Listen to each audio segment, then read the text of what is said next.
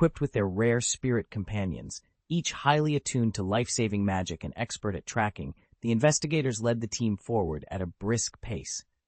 "There's a lot of fox fur here, and the earth's still warm," one tracker observed in a low voice. "It can't have gone far." "Over here," another whispered, kneeling to examine a fresh pile of droppings. "Still steaming, just passed by." The sharp tang of fox musk grew stronger on the breeze. "That way," a third tracker pointed, estimating the distance. "Roughly 1,000 meters." Bibi Dong lifted her scepter and spoke softly but firmly. "Split into 2 wings, move in from the left and right flanks, surround it." 2 squads of 30 restrained their breathing and fanned out swiftly through the underbrush. "Let's go," Bibi Dong nodded, leading the advance. At her side, Juliana's elegant features were alight with anticipation. She was on the cusp of earning her 4th soul ring and leveling up to full soul sect expert. Suddenly, a fiery red fox bounded into a small clearing ahead. The creature froze at the sight of so many armed figures, its eyes wide with terror. Rather than stand and fight, it whirled and bolted off into the opposite thicket. Bibi Dong signaled, and the hunters pressed in, determined not to lose their prey. Chapter 93. Shi Feng, try your senior sister's new skill. Ghost Douluo's figure shimmered into view, 9 spirit rings flashing around his limbs in a ghostly array of colors. One by one, the rings dimmed, fading into transparent auras until he too became all but invisible. Though he'd lost count of the rings he'd invoked, the effect was undeniable. A living shadow pooled beneath the crimson fox, and from that darkness, dozens of ebony hands lashed out, coiling around the soul beast in an unbreakable grip. Even with 4,000 years of cultivation behind it, the mighty fox struggled in vain, pinned helplessly to the forest floor. Bibi Dong crouched beside the creature and murmured, "Nana, let's go." As a control-type soulmaster, Juliana's talent lay in restraining foes, but raw attack power was not her strength. Anticipating this weakness, Bibi Dong had armed her with a variety of life-saving tools, artifacts for offense, defense, and escape. Now, in Juliana's hand gleamed a dagger crafted by a master blacksmith, its blade rumored to cut through stone as easily as silk. With steady steps, she closed the gap to the subdued fox. Without hesitation, Juliana drove the dagger straight into its head. The fiery red beast let out a few final pained screams before falling utterly still. Juliana didn't hesitate. As the purple soul ring hovered 2 meters above the fallen beast, she settled cross-legged on the ground, summoned the ring to her finger, and began to absorb its 1,000-year spirit. Around her, the rest of the team faced outward in a tight defensive circle. Bibi Dong and Shi Feng stood at her side, their expressions tense with concern. Taking in a soul ring always brought agony. Even after 3 previous absorptions, Juliana still winced and bit back grunts of pain. But she sat perfectly upright, her will unbroken, as surging waves of spirit energy washed over her. The air around her rippled with power. An hour later, the tremors in her aura finally subsided. Juliana's eyelids fluttered open, her face flushing with triumph. The newly absorbed spirit ring brimmed with untapped energy, more than enough to push her past level 41 and into level 42. At just 14 years old, she was already one of the most promising soul masters the sect had seen in generations. Shi Feng exhaled in admiration. Aside from Tang San, he knew of no one in the Shrek 7 Devils whose talent could rival hers. Bibi Dong let out a relieved chuckle, and the rest of the circle relaxed their stances. In that moment, Juliana's brilliance shone brightest of all. If Shrek and the others hadn't taken the elixir, they wouldn't have stood a chance against Juliana's bewitching charms. Shi Feng's pulse quickened at the thought. He needed to find a way to tea those elixirs for himself. "Teacher, Nana's learned a new skill. Shall we see it?" Bibi Dong prompted with barely contained excitement. "Juliana," Nana smiled and turned to the group. "My third ability, illusion, lets me conjure any attractive figure, whether a breathtaking beauty or a striking hero. Thanks to my innate charm, even soul masters of strong will can be swayed. But that's only the beginning. My fourth skill is far more formidable. It reads the deepest desire in a person's heart and materializes the one they long for most, magnifying that yearning until they're utterly lost in it. On top of that," she added, "this power lets me peer into an enemy's thoughts. I can pinpoint their fears, their weaknesses, and if they break free from my control, I sense it the moment it happens." She finished with a triumphant look straight at Shi Feng, an unspoken challenge. He remembered how he'd once freed himself from her illusions and then feigned confusion to outwit her. Now she was pretending to stumble, hoping to catch him off guard again. But Shi Feng was ready. Shi Feng forced an awkward laugh. Clearly, he couldn't rely on the same trick to lure Huliana over again. "Not bad at all," Master Bibi Dong said with satisfaction. Huliana's charm control technique had always been potent, but now, with a new 4th-level enhancement, it was downright terrifying. Imagine anyone with even a passing crush being plunged into the river of desire alongside the one they admired. Their feelings would be magnified beyond control. And once charmed, Huliana could read their thoughts as easily as reading an open book, learning exactly who they cared about and using that knowledge to devise future strategies. Master Bibi Dong turned to Shi Feng, a playful gleam in her eye. "Xiao Feng, why don't you be the first to test this skill of your senior sisters?" Shi Feng's heart skipped a beat. He'd only just begun to grasp the horror of Huliana's enhanced power, and now Master Dong wanted him to experience it firsthand? Worse still, what if Huliana peered into his mind and discovered his deepest secrets? "Master, please, no!" Shi Feng shook his head so vehemently his hat almost fell off. "Senior sister's ability is too terrifying. I'm not ready for this." Huliana's eyes glittered with excitement as she stared at Shi Feng. Through her secret skill, she could probe the heart's hidden desires, discovering exactly whom he secretly loved. How could she possibly contain her enthusiasm? Feeling the intensity of her gaze, Shi Feng stumbled back a few steps. He turned to Commander Ji and called out, "Ji, come have a go with her skill." Commander Ji's face went pale. "Your Highness, please, I'll make it easier on you," he stammered, and with that he hastily retreated almost 100 meters. Huliana swept her gaze across the remaining Imperial guards. "Well then, who else wants to try?" she taunted. Nearly 100 men shivered in unison, their armor rattling like dying insects. Not a single guard dared to step forward. If her talent exposed the secret longings buried in their hearts, the penalty was death by beheading, an unthinkable disgrace. And so they stood, frozen in fearful silence, each man unwilling to risk the worst. "Shi Feng, don't struggle," Huliana murmured, her excitement barely contained. Before Shi Feng could react, the 4th soul ring on Huliana's arm flared to life. A soft pink glow washed over him, and in an instant, the world around him blurred and shifted. He found himself standing before a vast rose silk canopy bed. On the mattress lay a single, perfectly formed figure, completely naked, beckoning him with a slender, inviting finger. Hovering above the bed was Huliana herself, her eyes half-lidded, every curve of her body radiating an intoxicating allure.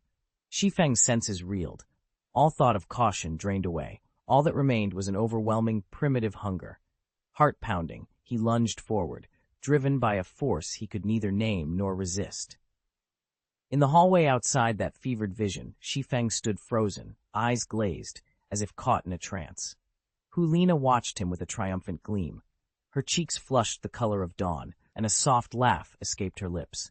"So it seems he truly desires me," she whispered, delight dancing in her eyes. Bibi Dong, standing a few paces behind, sighed and shook her head. "Poor boy," she muttered. Then abruptly, Huliana's jaw dropped. Her triumphant smile vanished, replaced by shock. From her position before the rose silk bed, she now realized she was not alone. Seated on the edge of the mattress, elegant and composed, was another woman, equally lithe and stunning. Huliana's eyes darted between this mysterious stranger and the entranced Shi Feng, and for the first time, doubt flickered across her face. Although the woman's figure wasn't quite as flawless as Huliana's, her face was even more breathtaking. Shi Feng's heart skipped a beat. This is the girl from 3 years ago. Just moments before, in that illusion, he'd turned his back on Huliana and crossed paths with this very girl. Shuer, Shi Feng couldn't help but whisper the name. Startled, Huliana hurriedly deactivated her skills, her chest tightening with confusion and hurt. At Shi Feng's soft murmur, Bibi Dong's face drained of color, disbelief and shock warring in her eyes. He had called her Shuer, which meant he was thinking of Qian Renshui. How could such a thing be possible? Bibi Dong's emotions tangled into something unreadable as she stared at Shi Feng. He shook his head, trying to ground himself. If Hulina had really seen Xiaoxue, and if Bibi Dong ever found out. Bibi Dong cleared her throat and, regaining her composure, said calmly, "Let's move on. We need to reach the 10,000-year soul beast's territory." With that, she turned and walked ahead. Shi Feng gently took Huliena's hand, and the two fell back, trailing her at a discreet distance. Chapter 94. Shi Feng's Unexpected Discovery. "Senior sister, please do me a favor. Don't tell the teacher what you saw." Huliena, still half in a daydream, blinked, gave a small nod, and hummed in agreement. But as soon as Shi Feng's back was turned, a wave of disappointment washed over her. So he really did like someone else. No wonder the moment that other girl appeared, he dropped everything to go after her. Juliana couldn't help resenting how this mystery girl was supposedly more talented, more beautiful, and yet even smaller in stature than she was. And after 3 years apart, Shi Feng's heart still belonged to her. "Ah, senior sister, don't think too much of it," Shi Feng stammered, noticing her sudden change in mood. "I was just thinking about you. Maybe I've been enchanted by you so many times that my mind wandered." He hoped to smooth things over with a flattering excuse. Instead, Juliana's eyes flashed, angry, hurt, and incredulous all at once. Without another word, she spun on her heel and ran off. "Senior sister, what's wrong?" Shi Feng called after her, bewildered. For the rest of their journey, Juliana remained stony silent. Her refusal to even glance his way left Shi Feng more depressed than he'd expected, and painfully aware that he'd just made a grave mistake. Shi Feng frowned as he walked, replaying the day's events in his mind. Where did I go wrong with Juliana? Could it be that she never really liked me? Was she just furious because I yelled "shut up" at her inside my head? The more he thought about it, the more certain he became that jealousy had driven her anger. He sighed, shaking his head. I guess I'd better keep my distance from her for a while. The expedition pressed on in single file, deeper into the forest. Before long, they crossed into territory claimed by 10,000-year spirit beasts.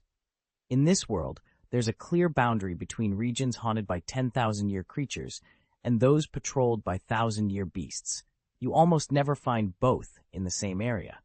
Here, however, nearly every spirit beast they encountered had only just passed the 1-year mark. Standing beside him, Chrysanthemum Douluo's brow creased with confusion. "Pope, aren't we taking Shi Feng? What was it? Level 40, into the 10,000-year spirit beast zone." His tone was deferential, but his question reflected a genuine concern. Bibi Dong turned to him with a knowing smile.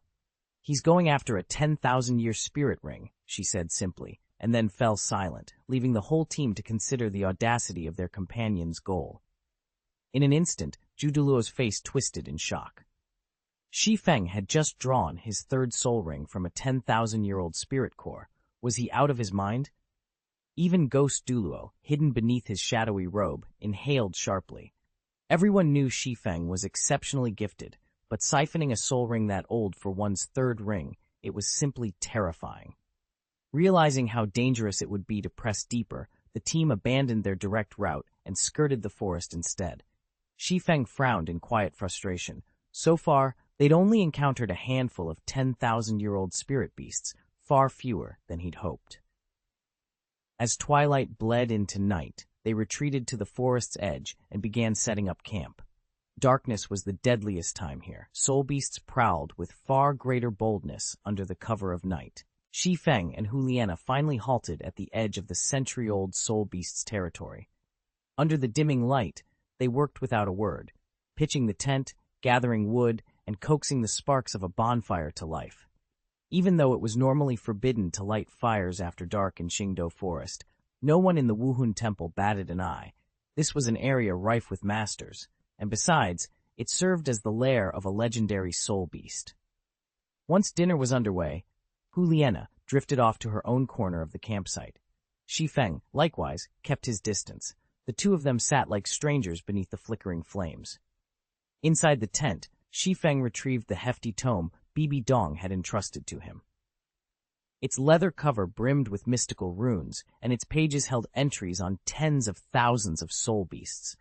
Over the course of hundreds of thousands of years, the Wuhun Hall's scholars had catalogued every martial spirit and fantastic creature they'd ever encountered.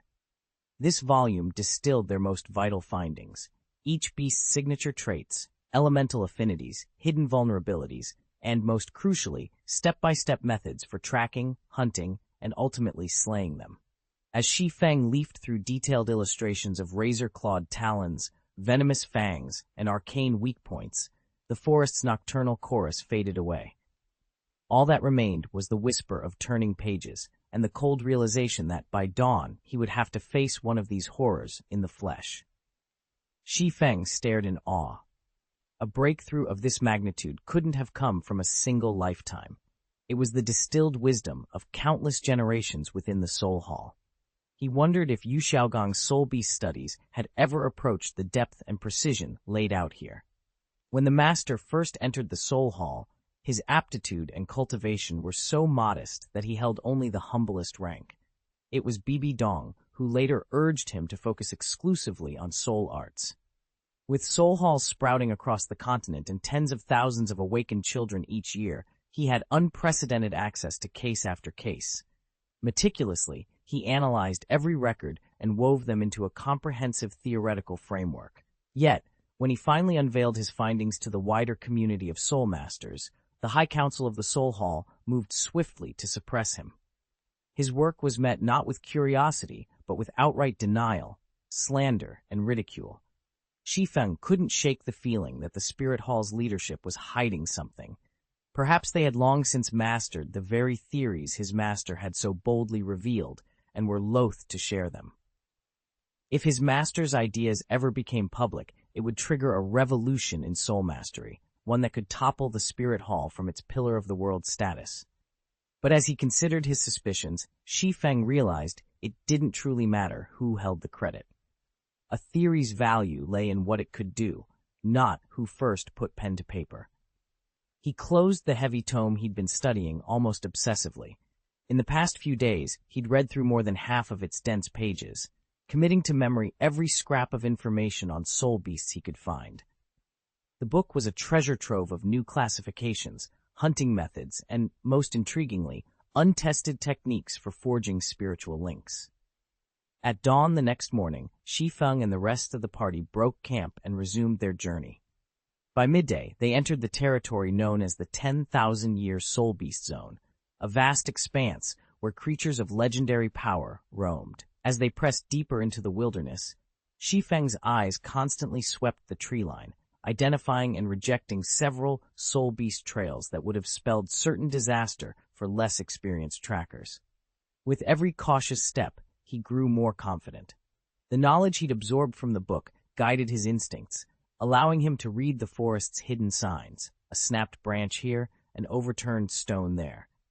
In this untamed land, the line between hunter and hunted was razor-thin. But with his master's groundbreaking theories swirling in his mind and his own skill steadily sharpening, Shi Feng was determined not just to survive, but to master the very soul beasts that had long dominated humanity's collective imagination. Shi Feng had encountered soul beasts whose cultivation ages all exceeded 10,000 years, yet each one he'd seen so far was disappointingly ordinary. None held any real appeal. It wasn't until mid-afternoon that his patience paid off. About 50 meters away, a tiny snow-white creature scurried across the snow. It looked like a mouse, but far more slender, and crackling arcs of electricity danced along its back. Shi Feng's heart leapt. "Lightning sable," he whispered in awe. Even that soft murmur was enough to alert the beast. It froze, then erupted in a blaze of violet-white lightning.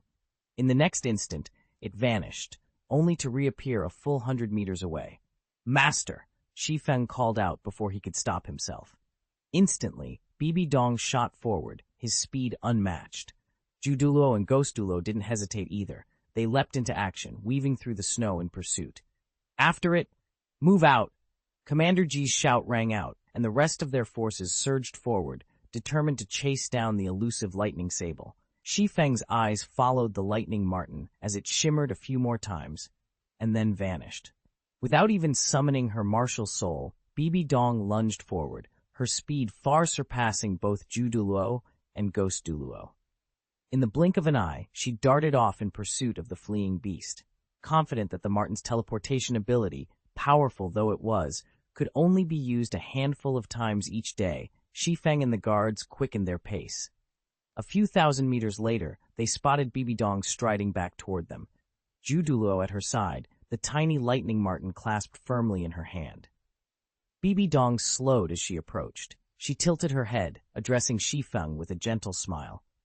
"Xiaofeng, are you certain you want to absorb this marten's soul ring?" Shi Feng nodded without hesitation.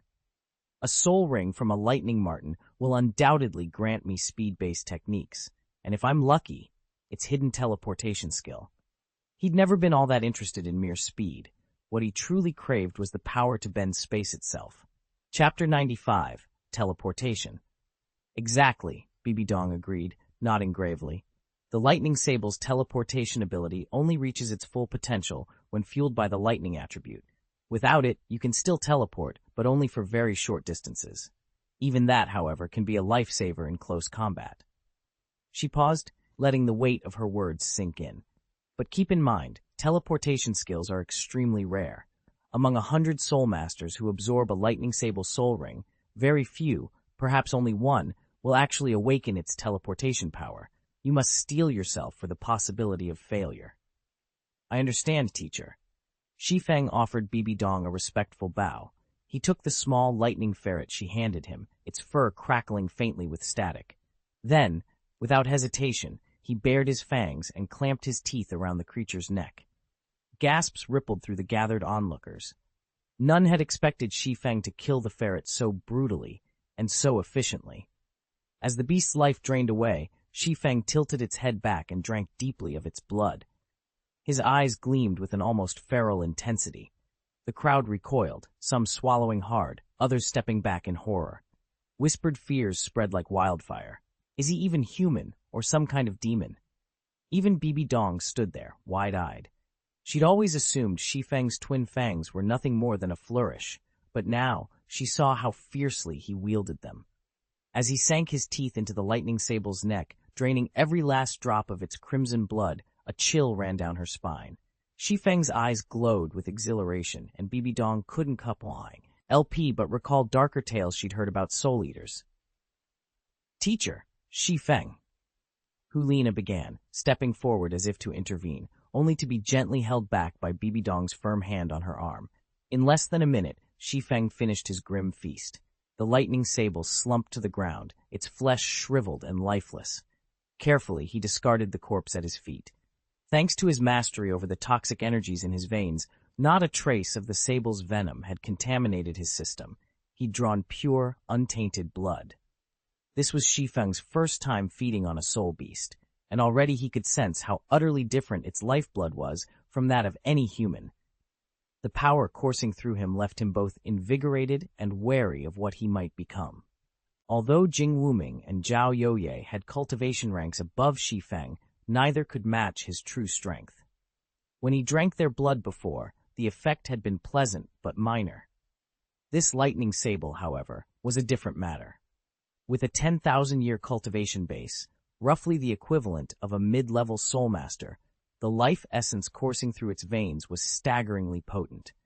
The instant that crimson fluid entered Shi Feng's body, he felt his muscles firm and his vitality surge, although his soul power itself rose only marginally.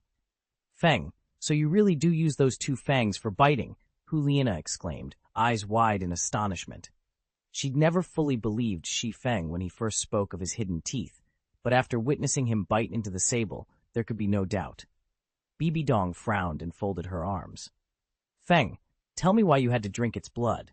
Shi Feng retracted his fangs, then lifted a hand to wipe the corner of his mouth. Calmly, he said, "Teacher, it's a unique ability of my martial soul. Sucking blood makes me stronger, especially the blood of powerful creatures." Bibi Dong's eyes gleamed strangely as he watched Shi Feng. Perhaps this lair truly suited him. All around, the onlookers regarded Shi Feng like some terrifying monster. The very idea that he might increase his cultivation by drinking blood left them cold with dread. And if he ever fed on human blood, the thought alone made their skin crawl. Just then, a black soul ring drifted from the shattered remains of the lightning sable and floated before Shi Feng. A 10,000-year spirit ring. Even after Bibi Dong's warnings, most of the spectators were stunned, Was it safe for him to attempt to absorb such a ring at his level? Shi Feng did not speak. He drew in a steady breath, settled into a lotus position, and extended his spirit to envelop the ring. Its dark energy pulsed against his aura. "Go on, Fenger, take it!" Juliana cheered from the edge of the cavern. Silent determination etched on his face. Shi Feng reached out. The black ring quivered, and then merged into his spirit, sending ripples of power through him. A hushed gasp rose from the assembly as they witnessed his cultivation surge in real time. In that moment, it was clear. Shi Feng was no ordinary fighter.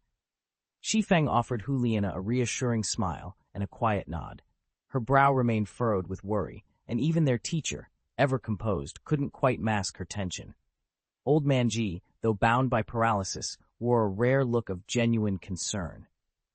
Taking a steadying breath, Shi Feng closed his eyes and let the 10,000-year soul ring's power surge through him.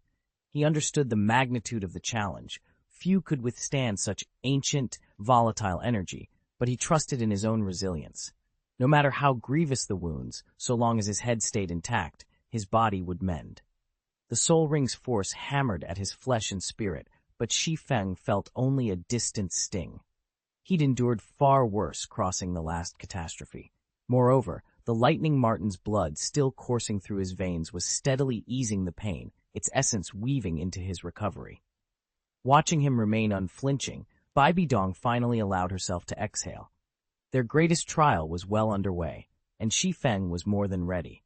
She'd had Shi Feng's and Commander Ji's assurances, but anxiety still gnawed at her. Only when his condition finally stabilized did relief flood her, swiftly followed by a surge of joy. Her protégé had surpassed every expectation. She couldn't help but wonder, what if he really does like her? Drawing on the lightning sable's blood essence was agonizing, but Shi Feng endured it without hesitation. Strangely enough, assimilating a 10,000-year spirit ring proved far easier than Juliana's ordeal with her 4,000-year ring. In less than an hour, the ring's energy fully integrated with his own, elevating him through level 31 and officially bestowing upon him the title of Soul Master. He rose to his feet, cold resolve etched across his face. 3 soul rings, 2 violet, 1 onyx, glowed at his waist, testament to his newfound power. The 10,000-year ring's awakening even stretched his frame. At just 9 years old, he now stood a full 1.7 meters tall, nearly matching Juliana's height.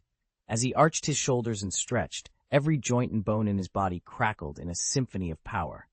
Juliana's eyes widened. Before she could stop herself, the word tumbled out, "Pervert." The others all nodded in agreement with Juliana's assessment.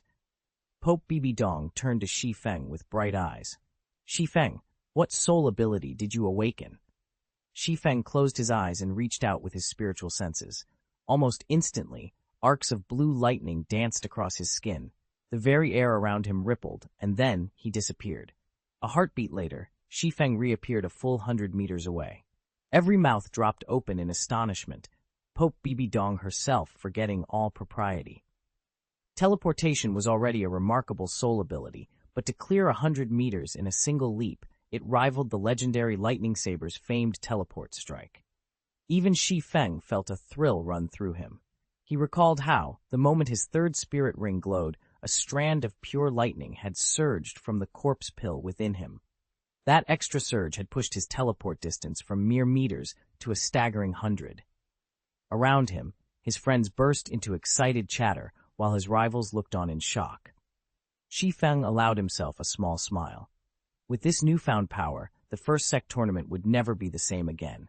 Shi Feng closed his eyes and focused. The glow of his soul ring flared suddenly, as if drawn back to the very spot in his heart where it first appeared. In an instant, a mysterious force ripped through the barrier of space, and he found himself standing before Bibi Dong. "Teacher, I did it," he announced, chest rising and falling with excitement. Bibi Dong's tense shoulders finally relaxed. She reached out to gently tussle Shi Feng's hair and realized with surprise how much he'd grown. He was nearly as tall as she was now. "Excellent," she murmured, relief warming her features. She studied him for a moment, then tilted her head. "Xiao Feng, tell me, does your martial soul still carry the lightning attribute?" Chapter 96. The Soul Bone of an Unknown Soul Beast. Shi Feng nodded. Yes, my martial spirit is lightning attribute, but I rarely draw on its power. He couldn't very well explain the matter of the corpse pill, so he deflected, placing the responsibility on the Spirit King instead. Bibi Dong regarded him thoughtfully. Lightning Sable's teleportation has a daily limit, she said. What about you? Are you similarly restricted? Shi Feng met her gaze. At most 3 uses per day. Bibi Dong's lips curved into a faint smile. 3 times isn't bad. Unlimited daily teleportation would have been absurdly powerful. After all, even a titled Douluo lacked such an ability. Shi Feng's 3 per day quota, however, was enough to swing the tide of battle, and, if worse came to worst, to secure his escape from a perilous foe. He felt a thrill of gratitude. If not for Bibi Dong's intervention, the lightning sable might have slipped away, and with it, his teleportation skill. Master, he said earnestly, thank you.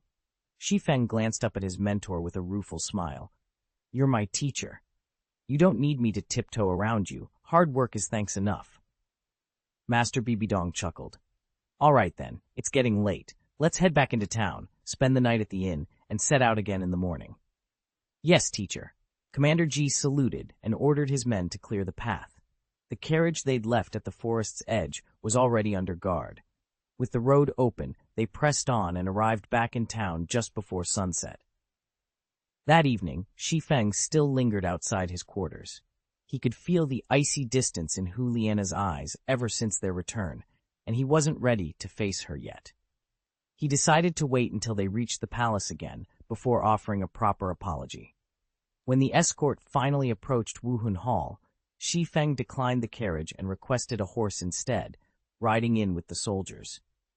Their unusual arrangement, teacher and student riding side by side, drew curious glances from the townsfolk, but no one dared to ask questions. By the time they had returned to Wuhun City and sat down for dinner in the Grand Hall, Hulina could no longer maintain her cold demeanor.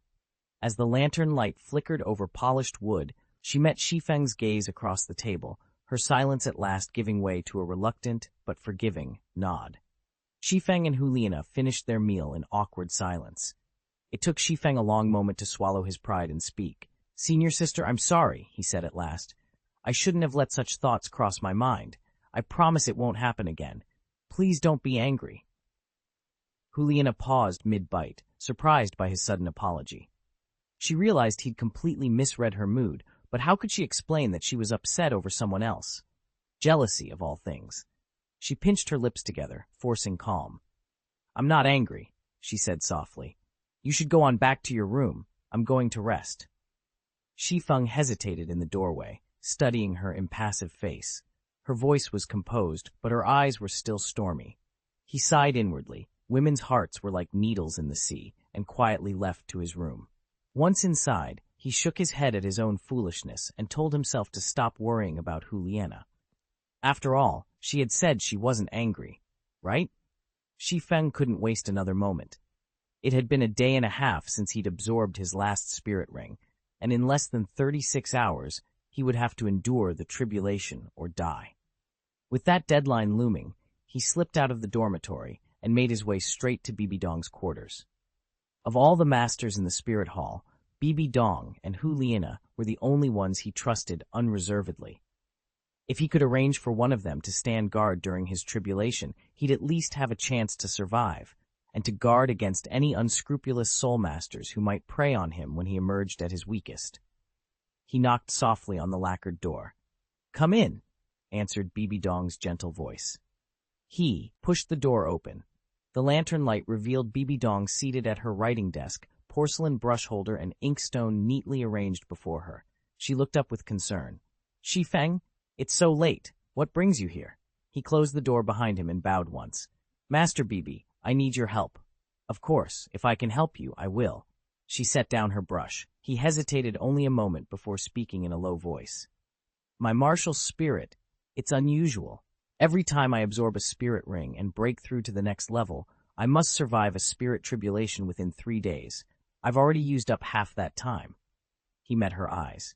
When the tribulation strikes, I'll be at my weakest. I need someone I trust to protect me, please. Bibi Dong's brow furrowed as she considered his words.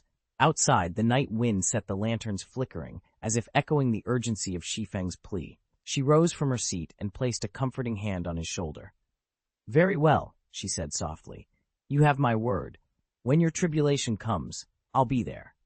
Shi Feng relaxed for the first time in hours. No matter how fierce the storm of lightning and spirit energy might be, he would not face it alone. Shi Feng bowed respectfully before Bibi Dong and spoke in a steady voice. "Master, every time a cultivator reaches a new realm, they must undergo a heavenly tribulation, divine lightning hurled down from the skies. It's inescapable. One can only endure it. Each time I've faced the lightning, I've barely survived, and afterward my strength has always been greatly diminished. I humbly ask you to cast your protective dharma around me when my next tribulation arrives, so I might weather it safely." Bibi Dong's eyes widened in surprise. She rose to her feet and asked with concern, "Divine lightning, is it truly that fearsome?" "May I share some of the burden?" Bibi Dong asked, her eyes full of concern. Shi Feng's heart tightened, but he shook his head. "Thank you, teacher, but I can't. A calamity crossing is entirely personal. If you tried to shoulder part of mine, you'd trigger a thunder calamity scaled to your own strength and risk grave injury yourself." Worry deepened on Bibi Dong's face. "Then are you certain you can get through it?" Shi Feng offered a small, confident smile. "I'm fairly sure. I've crossed twice already and built up some resistance to thunder and lightning. Still, each calamity grows more powerful than the last. I can't promise I won't be seriously hurt." Bibi Dong nodded, determination shining in her eyes. "Very well. When do you plan to make your attempt? I'll be there to help protect your law." Shi Feng looked around and lowered his voice. "Tomorrow, let's find somewhere truly secluded." Bibi Dong frowned, her brow creased with concern. "Xiaoxue, what kind of martial spirit do you have that actually summons thunder and lightning whenever you break through? I've never heard of anything like it." She glanced at Shi Feng, unsettled. "Master, how can we prepare for a disaster like that?" He shrugged. "I don't know. Ordinary zombies are weak. They'd never trigger a thunder calamity. Yet every time I reach a new cultivation threshold, I draw down a storm." Suddenly, Bibi Dong's eyes lit up. She held out her slender hand, and a crystalline spine-shaped object materialized just above her palm. It was about 20 centimeters long, as thick as a baby's arm, and tiny arcs of lightning danced along its surface. Shi Feng stared in amazement. "Master, what is this?" "This," Bibi Dong said, "is a spirit bone I recovered on my last adventure. It's imbued with pure lightning energy, far too powerful for my own spirit. That's why I've never used it." She studied Shi Feng intently. "But your martial spirit is lightning-aligned. Perhaps this bone and you might be a perfect match." "If you absorb this spirit bone, your odds of surviving the upcoming tribulation will increase," Bibi Dong warned. Shi Feng's eyes widened. He'd nearly forgotten her promise to reward him with a soul bone the moment he broke through to Soul Master. Carefully, he reached out and took the glowing fragment, studying its jagged curves. "Teacher," he asked, turning it over in his hand, "which soul beast does this bone come from?" Bibi Dong hesitated, her palms tingling from the residual lightning energy crackling along the bone's surface. Even as a titled Douluo, she'd never felt anything quite like it. "I'm not certain," she confessed. "I didn't hunt the beast myself. I merely found this bone, but it's by far the most potent, most volatile spirit bone I've ever encountered. Absorbing it will be risky." Shi Feng's grin grew broader.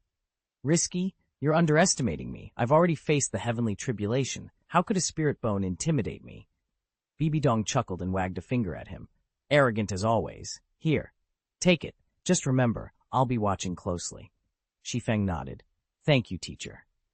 Chapter 97, The Soul Bone of the Unknown Soul Beast. Well, get some rest. The floor's filthy anyway. If Shi Feng could teleport at will, without that 3 times a day limit, he'd never have to worry about ambushes again. Not even the titled Douluo possessed such an ability. Yet here he was, armed with a perverted skill that could easily turn the tide of battle or grant him a last-second escape from a deadly foe. He clenched his fists, gratitude welling in his chest. If it weren't for Bibi Dong, that lightning sable would have slipped away, and Shi Feng would be deprived of this priceless gift. "Thank you, teacher," he said, his voice earnest. Bibi Dong gave him a fond smile. "You're my student. No need for all that ceremony. Your hard work is thanks enough. She glanced toward the forest trail. It's getting late. We'll spend the night in town and head back at first light. Understood. Commander Ji saluted and motioned his men forward. Their carriage, left at the forest's edge under guard, waited patiently. At a steady trot, the group emerged from the woods and reached the town gates just as the sun slipped below the horizon. The night watch welcomed them back, and soon they would uncover the secret hidden within the soul bone of the unknown beast. That evening, Shi Feng still hadn't returned to his rooms. He sensed that Hu Liena was still upset with him and decided it'd be better to wait until they were back at the Pope's palace before offering a proper apology. Rather than climb into the carriage at Wuhun Hall, he requested a horse and trailed behind the party. Though his and Liena's odd behavior caught a few curious glances, no one dared to press for an explanation. They reached Wuhun City once more by dusk. At dinner that night, Lena finally sat at the table beside Shi Feng instead of avoiding him. They ate in near silence until Shi Feng mustered his courage and said, "Senior sister, I'm sorry for my thoughts about you earlier. It was wrong of me. I promise it won't happen again. Please don't stay angry with me." Lena paused mid-bite, astonished by his words. He'd completely misunderstood her anger. Almost exasperated, she took a steadying breath and forced a calm tone. "I'm not angry," she said. "You should head back to your chambers. I'm going to rest." Her heart pounded. How could she explain that her irritation had nothing to do with him, but with someone else entirely? Should she even try? Jealous? If anyone's to blame, it's my own pig-headedness for not noticing sooner. Shi Feng let out a wry smile at his own admission. Hulina merely nodded, her voice cool. "All right, you should get some rest." But Shi Feng could hear the resentment simmering beneath her calm exterior. It wasn't fading, it was growing. He sighed inwardly. A woman's heart was truly mysterious. Best to retreat to his room and quit dwelling on Juliana. He needed to focus on surviving the coming calamity. It had been a day and a half since he absorbed that spirit ring, and every passing moment edged him closer to an inevitable tribulation. With time running out, Shi Feng left the dormitory and made his way toward Bibi Dong's quarters. He needed her assistance, and quick. In the spirit hall, Bibi Dong and Juliana were the only two he trusted implicitly. If he was to endure the upcoming tribulation, he wanted loyal allies at his side. After the trial, he would emerge weakened. Should any powerful soul masters cross his path in that vulnerable state, he could easily become prey. And Bibi Dong, blissfully ignorant of the politics behind tribulation interference, would keep his plans safe. It was time to let her in on everything. "I'd be happy to help polish and rewrite the chapter. Could you please provide the full text of the chapter you'd like me to revise? Once I have the complete passage, I'll transform it into coherent, idiomatic English, rename Zhangchen to Shi Feng, and ensure the narrative flows naturally." Shi Feng knocked softly on the door. "Come in," Bibi Dong's gentle voice answered. He opened it and stepped inside. The moonlight filtered through the window, casting a pale glow on her tidy study. Bibi Dong looked up from her desk, her expression softening. "Shi Feng, it's so late. What brings you here now?" He hesitated only a moment before bowing respectfully. "Teacher, I need your help." Her brow furrowed with concern. "Tell me what's wrong. If it's within my power, I'll do what I can." He drew in a steadying breath. "My martial spirit is rather unusual. Whenever I absorb a new soul ring and break through to the next soul stage, I must face the heavenly tribulation within 3 days. This isn't a mere trial of spirit. It's a thunderous penalty from the skies. It can't be avoided, only endured. Each time I cross it, I barely survive, and afterward I'm left weak for days. I would like to ask you to lend me your dharma, create a protective barrier, so I can endure the tribulation safely." Bibi Dong sat up so quickly her chair creaked. Her eyes widened. "Lightning strikes from heaven? Is it truly that powerful?" Shi Feng's heart tightened at her offer, but he shook his head firmly. "Teacher, I appreciate it, truly, but a tribulation must be borne by the person who summons it. If you step into its sphere, you'd trigger a thunderstorm calibrated to your own strength and run the same mortal risk." Bibi Dong's worry deepened. "Then you really think you can survive it on your own?" A small, confident smile touched Shi Feng's lips. "I've faced 2 thunder tribulations already, and built up a certain immunity to lightning, so I'm not without hope. But each successive calamity grows more ferocious. I won't deny, I'll come away badly battered. All right, Bibi Dong murmured. When do you plan to attempt it? I'll be nearby to uphold the law barrier for you. Tomorrow, Shi Feng said. We'll go somewhere remote, where no one else can be caught in the fallout. He paused, then glanced at Xiaoxue. By the way, Xiaoxue, what kind of martial spirit have you awakened that can help with this? Teacher, why have you never heard of a martial spirit that invites thunder's wrath whenever it breaks through? Bibi Dong blurted out, her voice trembling with disbelief. Shi Feng shook his head. I honestly don't know. Ordinary spirit beasts are too weak to trigger a heavenly thunder calamity, yet somehow, each time I make a major breakthrough, bolts of lightning rain down on me. Bibi Dong's eyes suddenly brightened. Xiao Feng, look at this. She spread out her porcelain-white palm. Floating above it was a crystalline spine, about 30 centimeters long and as thick as a baby's arm. Tiny arcs of lightning flickered along its smooth surface, casting prismatic glints around the room. Shi Feng leaned forward, surprise etched on his face. Teacher, what exactly is that? This, Bibi Dong smiled wryly. It's a soul bone I picked up on my last adventure. It's unusual, brimming with raw lightning energy. I never activated it myself because its attribute clashed with mine. She studied Shi Feng's expression. But your martial spirit resonates with lightning, doesn't it? If you absorb this spirit bone, your chances of surviving the tribulation will improve. Only then did Shi Feng recall Bibi Dong's promise. Once he broke through to Soul Master, she would reward him with a spirit bone. He lifted the glowing fragment, turning it over in his palm. Teacher, what kind of spirit beast did this come from? Bibi Dong's fingers trembled slightly as she reached for it. Even with her title Douluo Cultivation, the lightning energy crackling around the bone left her a bit queasy. I'm not sure, she admitted. I didn't kill the beast myself. I merely retrieved this bone afterward. But of all the spirit bones I've ever encountered, its energy is the largest and most violent. If you decide to absorb it, you could endure severe backlash. A spark of excitement lit Shi Feng's eyes. He grinned confidently. You're underestimating me. I've already survived the tribulation once. What's one more spirit bone?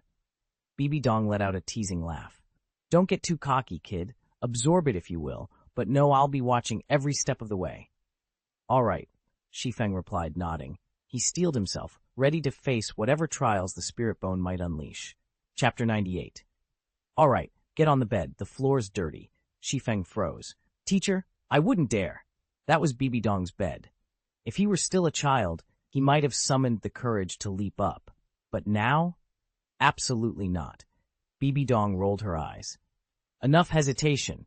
I've never seen someone so squeamish about absorbing a spirit bone. With no choice, Shi Feng gingerly climbed onto the soft, perfumed mattress. He couldn't help but recall how she'd once tucked him in with a gentle hug, an intimacy that quickened his pulse.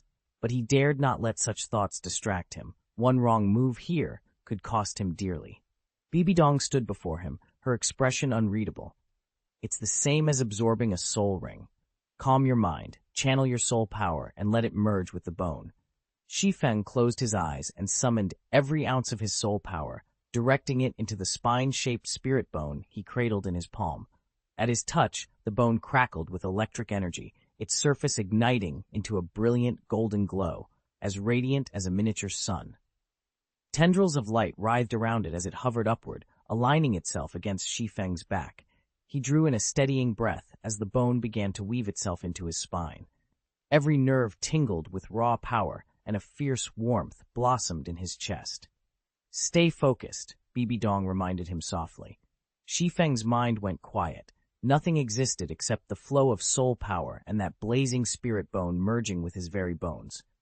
Minute by minute, a perfect synchrony took shape, his body and the spirit bone, two wills becoming one. Shi Feng closed his eyes, concentrating on the subtle shifts within his body. The spirit bone he'd just absorbed flared to life, its raw energy rippling through his spine. In his inner vision, streaks of electric blue light coiled and crackled along his vertebrae, each bolt more ferocious than the sky thunder he'd survived before. A low tremor ran through him as the lightning threatened to overwhelm his flesh and spirit. Standing nearby, Bibi Dong watched him with growing concern. She'd witnessed Shi Feng's extraordinary feat of absorbing a 10,000-year spirit ring, and how he'd endured that cataclysmic thunderstorm unscathed. Still, this spirit bone's power was infinitely more violent, a force capable of tearing apart even the most seasoned soul masters if they lost control. If she hadn't believed in his resilience, she never would have risked transferring it to him. Gradually, the tremors subsided, and a smile flickered across Shi Feng's lips, a mixture of exhilaration and relief.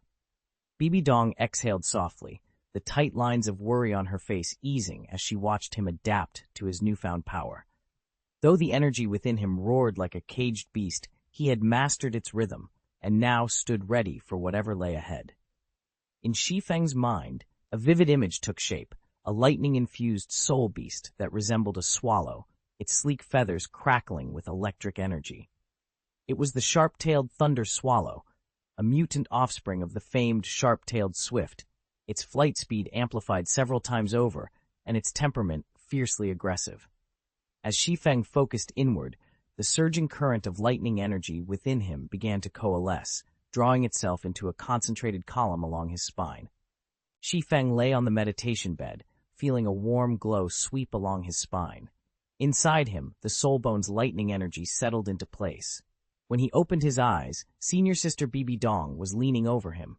"Thank you, teacher," he said, swinging his legs off the bed. Soul bones were priceless. Only spirit beasts over 10 years old could form them. Bibi Dong smiled gently. "No need to be so formal from now on. Just call me Bibi." She helped him straighten his robe and then nodded toward him. "Show me the spirit bone skill you've awakened."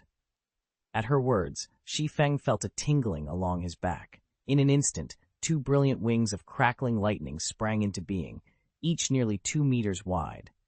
Though ethereal, they had a convincing solidity, pure electrical energy drawn from his spine. Thunder rumbled softly around them, the power humming in the air. Intrigued, Bibi Dong reached out to touch one wing. Even without using her soul power, her palm went numb for a heartbeat. She pulled back, eyes bright with astonishment. "What do you call this spirit bone skill?" she asked. "That's a flight skill." Shi Feng leaned forward. "It's called lightning wings. It's classified as a flying ability, and it uses the soul bone of the sharp-tailed thunder swallow, a mutant offshoot of the sharp-tailed swift." "Sharp-tailed thunder swallow?" Teacher Dong's eyes lit up. She nodded approvingly. "Exactly. Flying skills, like your teleportation technique, are extraordinarily rare. Unless a soul master is born with a flight spirit, acquiring such an ability is nearly impossible. It all comes down to luck." She paused, letting that sink in. "With both of these skills at your disposal, so long as your opponent isn't leagues above you in level, almost no soul master could ever pose a real threat." Shi Feng felt a surge of relief. His life force had always been robust, but now, empowered with both teleportation and lightning wings, he was virtually untouchable. Teacher Dong's stern expression softened. She patted the edge of the bed. Shi Feng hesitated, heart fluttering at the sudden invitation, then eased himself down beside her. Teacher Dong's tone grew gentle. "Now, tell me, Shi Feng, do you have feelings for that girl, Shuer?" Shi Feng froze.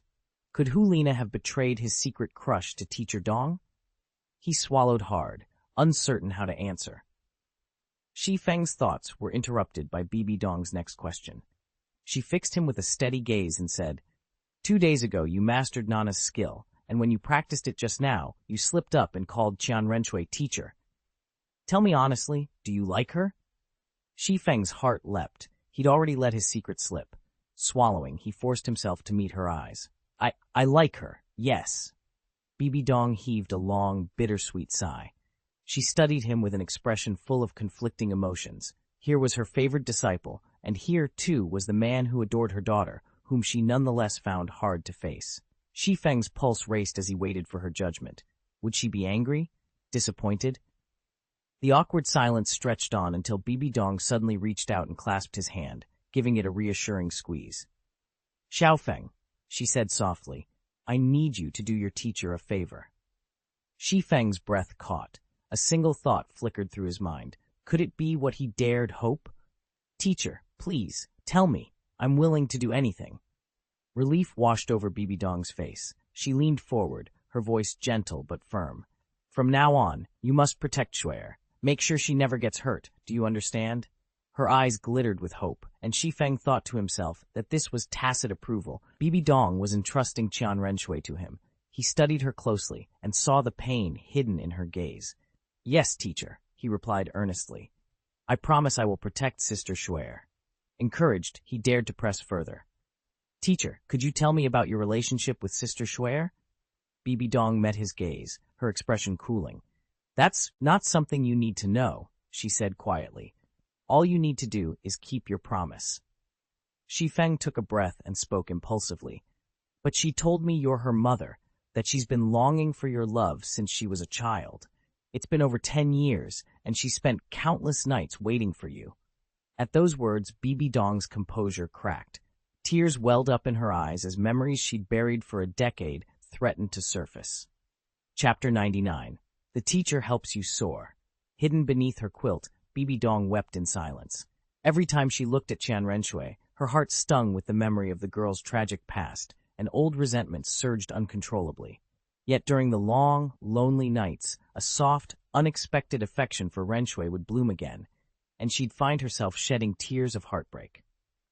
Until now, Bibi Dong had never paused to consider how Renshui might feel, until Shi Feng's words cut through her defenses like a blade. Teacher, Shi Feng said quietly, blood is thicker than water. No matter how deep the resentment, a mother's love for her daughter can overcome it. Renshui once told me that if she could earn your love, she'd be willing to give her life for it. Get out! Bibi Dong's voice thundered through the chamber. She flung back her covers and pointed at the doorway. Right now!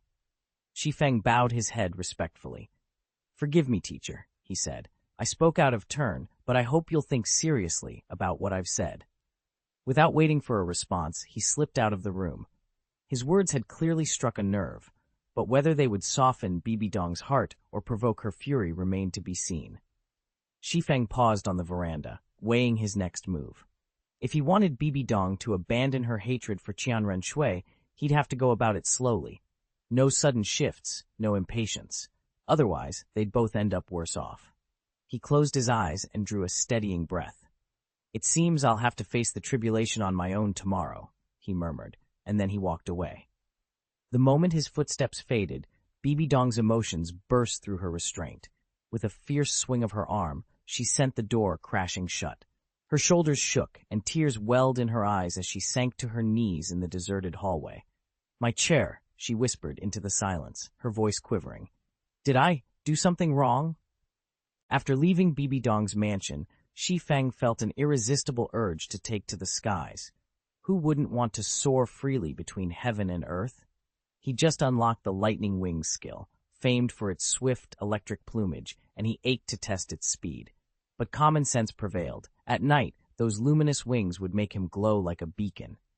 Wuhan City was teeming with theft titled Douluo, any one of whom might take offense at a lone figure streaking across the sky. Getting beaten down wasn't exactly on his to-do list. Suppressing the impulse, he slipped back to his quarters. From the balcony, he climbed onto the rooftop and prepared to practice in private. A glance toward Hu Liena's window caught him off guard. She was perched cross-legged on her bed, deep in meditation. Shi Feng couldn't deny a certain fondness for Hu Liena. She was talented, dedicated, and beautiful in her quiet way, but his heart was already pledged to Qian Renshui. Besides, what time traveler wouldn't entertain a bit of Wei Xiaobao-style ambition? Still, two mistresses would have to wait. Tonight, it was just him, the rooftop, and the promise of lightning wings. Shi Feng sat in restless thought. Between Qian Renshui and Hu Liena, two of the most formidable heavenly maidens, how could either ever tolerate sharing her husband's affections? In Douluo, polygamy wasn't unheard of, but the stronger a woman's spirit power, the less patience she had for her man's romantic wanderings. Bibi Dong, for all her devotion to Yu Xiaogang, still couldn't stand the thought of him falling in love with someone else. If pressed to choose between Qian Renshui and Hu Liena, Shi Feng would pick Qian Renshui without hesitation, yet his heart kept drifting back to Hu Liena. Overthinking only muddled his already turbulent feelings, so at last he pushed the dilemma aside and resolved to let fate decide. Perhaps, he mused, a miracle awaited him. Early the next morning, just after Shi Feng had finished washing up, Bibi Dong's maid arrived to summon him. He skipped breakfast, smoothed his robes and hair, and followed her down the long corridor to the study. "Teacher," he greeted with a slight bow as the doors swung open. Bibi Dong looked up from her desk, her familiar gentleness restored. "Have you eaten yet?" she asked, concern softening her tone. Shi Feng shook his head. "Not yet." "Then let me bring you something." She rose and headed toward the door, beckoning him to wait by the window. Shi Feng inhaled the sharp morning light filtering through the latticework, bracing himself for whatever lesson or revelation lay ahead. Shi Feng let out a relieved breath. "Not yet." "Come, sit and eat with me," Bibi Dong invited, her warm smile lighting up the vast study. At its center stood a sturdy dining table.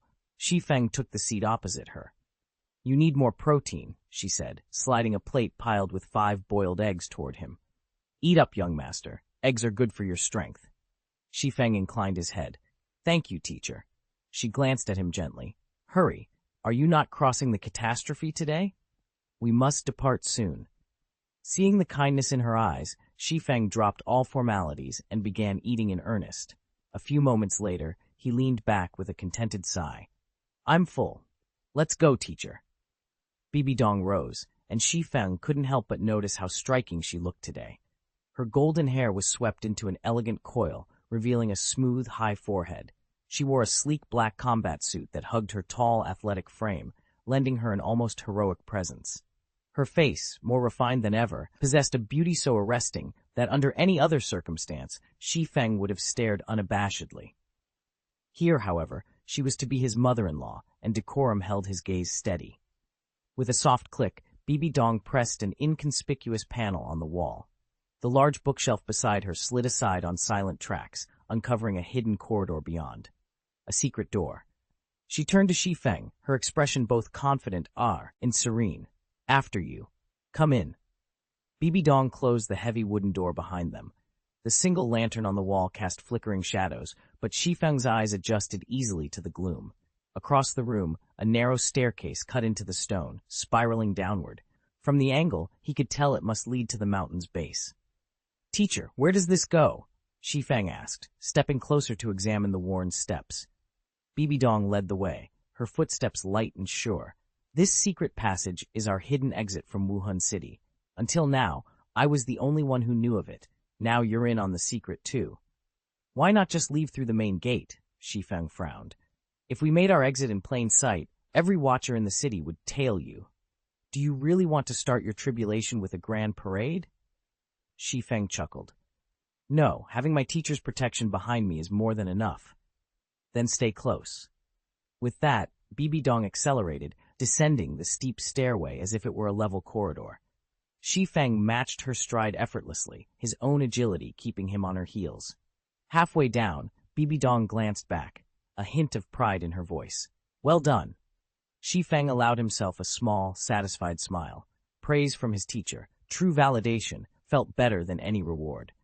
About 10 minutes later, Shi Feng and Bibi Dong emerged at the mouth of the secret passage. Before them shimmered a curtain of falling water, and the thunderous roar of a great waterfall echoed all around. Shi Feng paused, realizing they were standing inside a hidden grotto behind the cascade, where morning sunlight pierced the water veil and scattered dancing shafts of light across the cavern walls. Suddenly, Bibi Dong's form began to change. With a barely audible rustle, 6 iridescent wings, thin and translucent like cicada wings, burst from her back, vibrating in a blur. The fabric of her tunic tore apart where the wings emerged, revealing a swath of skin as pale and flawless as freshly fallen snow. Shi Feng's breath caught. He stared in wonder, utterly captivated by the wings' ethereal beauty, and nothing more. Bibi Dong smiled and said, "This is my external spirit bone technique, 6-winged violet wings. Stay right behind me, don't fall behind." In an instant, 6 shimmering violet wings unfurled from her back. With a crackle of energy, she streaked through the cascading water curtain and disappeared into the cave beyond. Shi Feng didn't hesitate. He summoned his lightning wings, feeling the familiar tingle of power along his shoulder blades. With a forceful kick, he burst through the waterfall and into open air, only to freeze in mid-launch. Looking down, he realized he was easily 100 meters above the cavern floor. His stomach lurched, and in his panic he flapped wildly, only to pitch straight toward the rocky ground below. "Steady!" Bibi Dong's voice rang out from high above. Shi Feng drew a slow, steadying breath and focused on the energy coursing through his wings. As he tumbled downward, he carefully tilted his body, channeling the lightning power into a controlled ascent. 30 meters later, he leveled out, hovering with ease. The world steadied around him, and excitement bubbled up in his chest. He glanced upward and saw Bibi Dong suspended far above, her violet wings glowing like twin comets against the cavern's shadowed walls. With newfound confidence, Shi Feng squared his shoulders and followed her into the dark. Chapter 100. The Shocked Bibi Dong. With a single thought, Shi Feng shifted his course. He beat his wings once, and in an instant, his entire body became a streak of light as he shot toward Bibi Dong. Damn, he's so fast, almost going to collide. Shi Feng's heart raced as the distance of tens of meters evaporated in the blink of an eye, Bibi Dong's form looming large before him. Not yet fully accustomed to his own flight speed, Shi Feng struggled to slow himself. Fortunately, Bibi Dong's aerial skills were impeccable. She twisted gracefully in midair, letting him nearly brush past her before settling just 10 meters above her. "Teacher, I'm sorry," Shi Feng called, offering an awkward smile. Bibi Dong rolled her eyes. "Come with me. Your spirit energy won't last much longer at this pace." Shi Feng's heart jolted. Quick as a flash, he checked his internal reserves. His spirit energy was draining at an alarming rate. Panic threatened to well up, but he dared not hesitate. With a determined nod, he plunged back into flight, keeping Bibi Dong's retreating figure firmly in his sights. Though she flew at a moderate pace, far from her full strength, he pushed himself to keep up, desperate to regain control of his thinning spirit reserves. Since his cultivation was still too low, Shi Feng couldn't fully manifest his lightning wings. In less than 10 minutes, his soul power was completely drained, and he had no choice but to let Bibi Dong carry him as they flew. "Feng," she said, slowing their pace, "from now on you mustn't reveal your spirit bone techniques so freely when others are around. Spirit bones are priceless. Once people know you have one, they'll come after you. Until your strength catches up, you must be extremely cautious." Shi Feng nodded, tugging at the coat Bibi Dong had draped over his back. "Understood." Moments later, they landed atop a secluded mountain peak. Bibi Dong gently set him down, retracted the ethereal wings along her spine, then produced a thick coat and placed it over his shoulders. Finally, she took a small pill from her pouch and handed it to him. "Here, this pill will help you restore your soul power more quickly." Shi Feng accepted it without hesitation, swallowed it, and immediately resumed his cultivation exercises. Thanks to his prior training, the medicinal energy within the pill was refined almost instantly, converting into fresh soul power. 30 minutes later, he could feel his reserves fully replenished.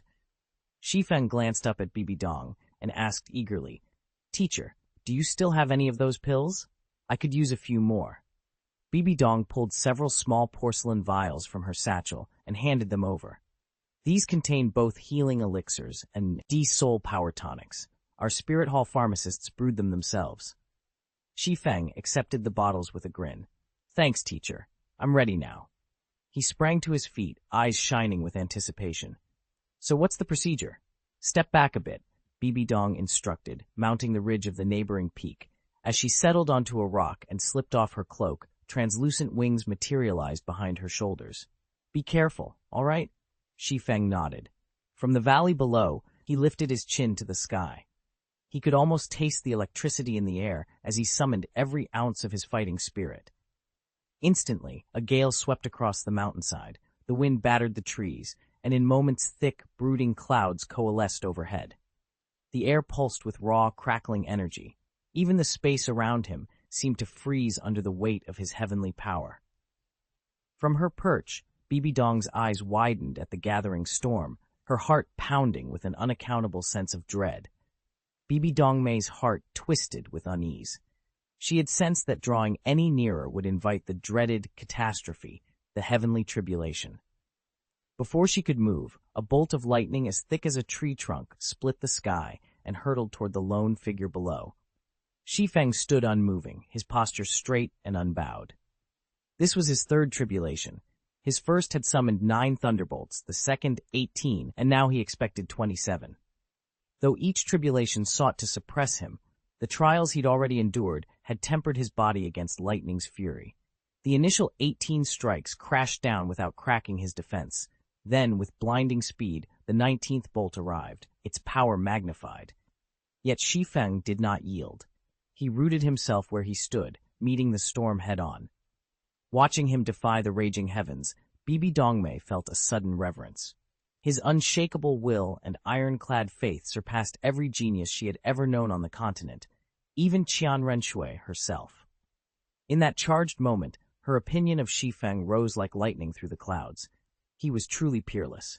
19 bolts of crimson-tinged lightning tore through the sky, each one as thick as a water bucket. Bibi Dong's heart lurched at the raw power she sensed in every strike. No matter what Soulmaster technique he employed, Shi Feng stood no chance. Even if he survived, he would be on death's door. Sure enough, under that devastating barrage, Shi Feng's proud, upright form crumpled to the ground.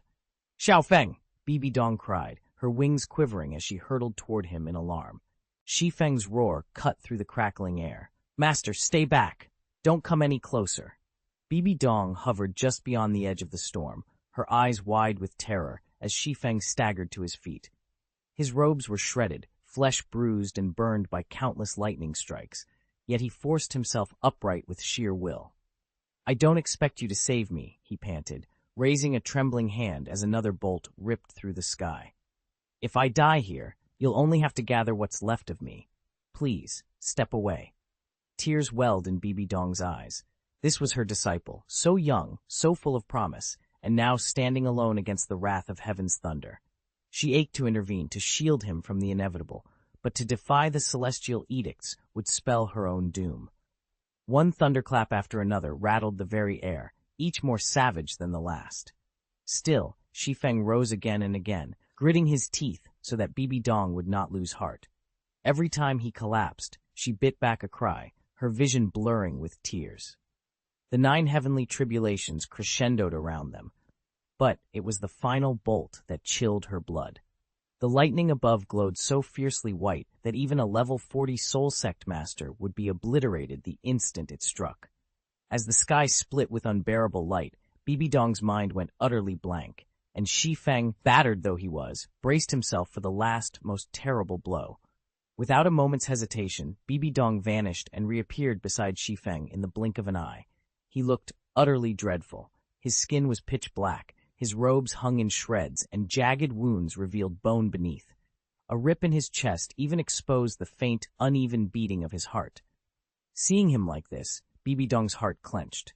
"Shi Feng," she cried, her voice quivering. "I'm all right, teacher," he rasped. Lightning crackled under his skin, streaming into the corpse pill at his waist. Slowly the fractured flesh began to knit itself back together, but the injuries were too severe to heal on their own so quickly. Wasting no time, Shi Feng produced the tiny vial of Thunder Tribulation elixir he'd saved from his last catastrophic ordeal.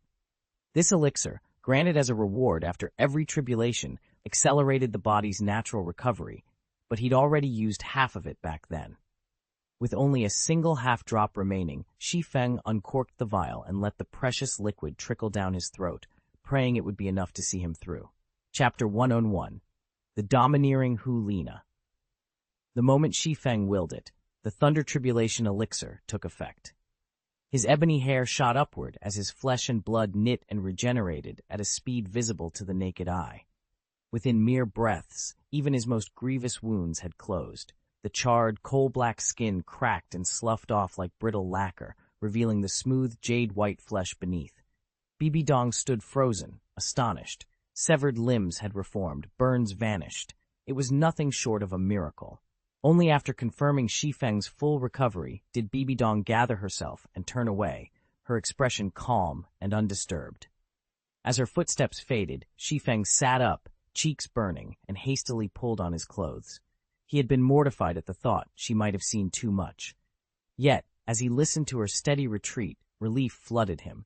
She showed no hint of anger or disgust, and in that moment he dared to hope their partnership would endure.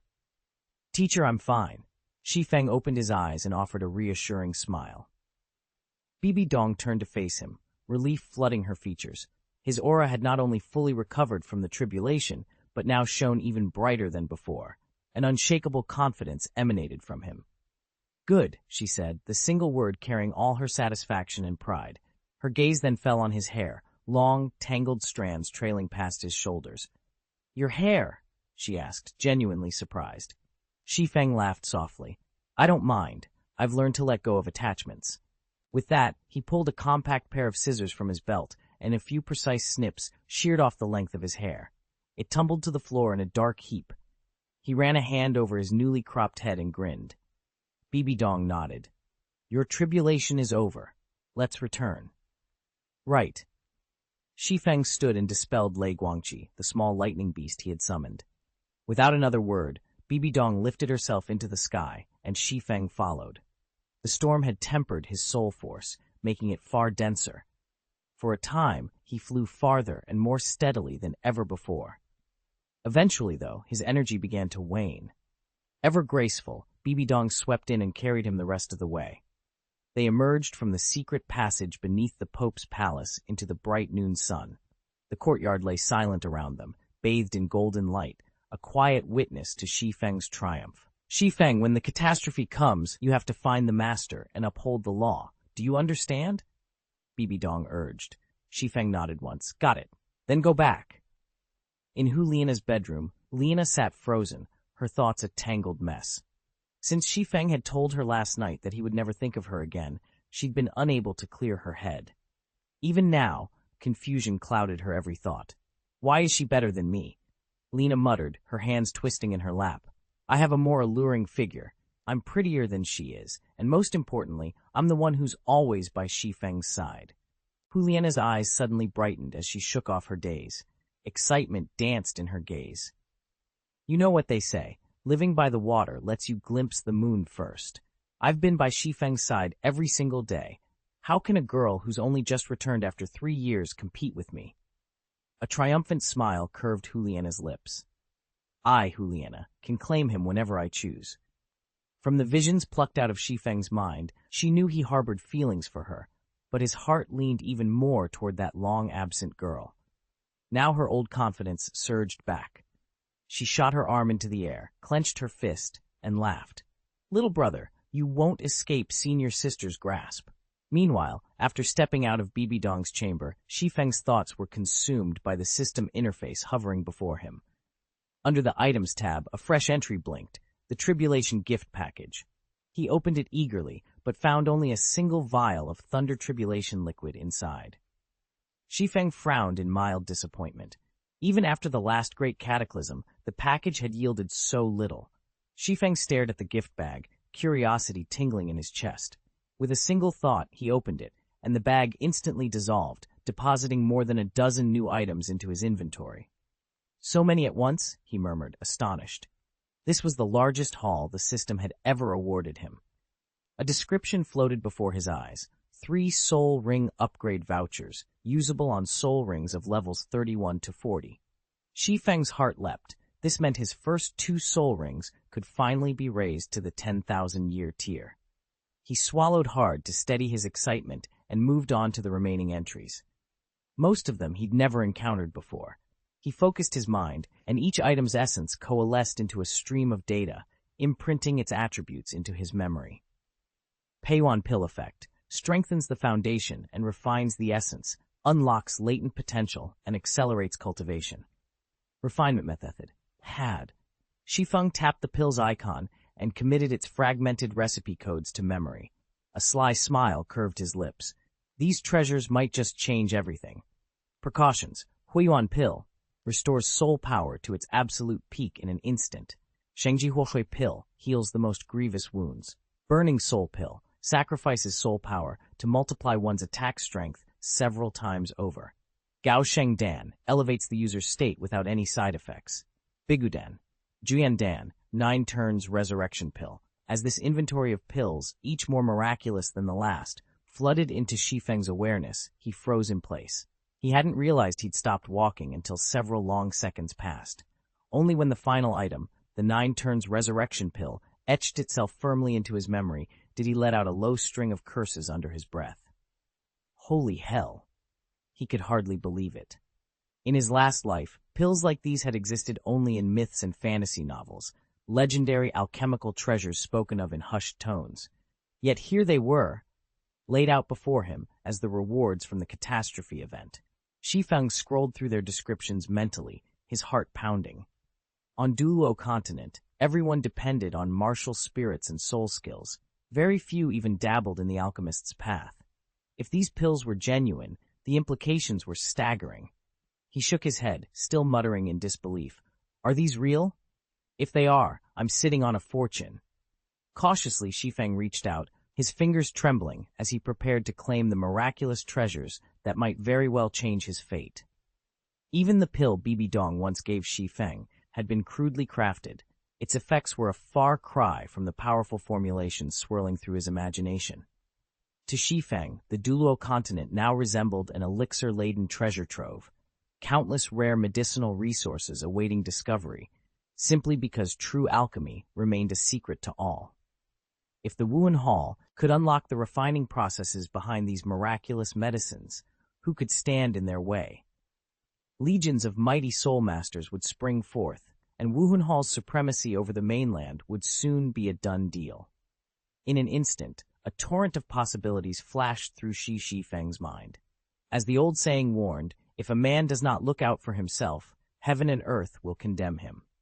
Now that he belonged to Wuhan Hall, he understood that securing his own rise to the top was his greatest priority. With these elixirs under their command, the hall would flourish in every direction. He was about to turn and seek out Bibi Dong to begin detailed planning. But then he forced himself to breathe deeply and calm his racing thoughts. Shi Feng knew he had an urgent task ahead of him. He needed to copy down every one of those pill formulas and come up with a plausible excuse before approaching Bibi Dong. He wasn't planning to try his hand at alchemy himself. His own martial spirit was ill-suited to it. Fire attribute soul masters, like the ones Bibi Dong had mentioned worked among the Spirit Hall's pharmacists, were the true experts. Suddenly, an idea clicked in his mind. So lost was he in plotting his next move that he didn't even notice when he slipped through the dormitory door. It wasn't until a sudden rush of force pinned him to the bed that reality snapped back. Someone had tackled him down. Struggling for breath, he realized it was senior sister Hu Lina pressing him into the mattress. The soft brush of her hair against his cheek, the warmth of her body, even the faint trace of her perfume, it all sent his pulse racing. "Senior sister, what are you?" Shi Feng began, voice stammering, as her hand found his shoulder. His heart thudded so loudly he thought she might hear it.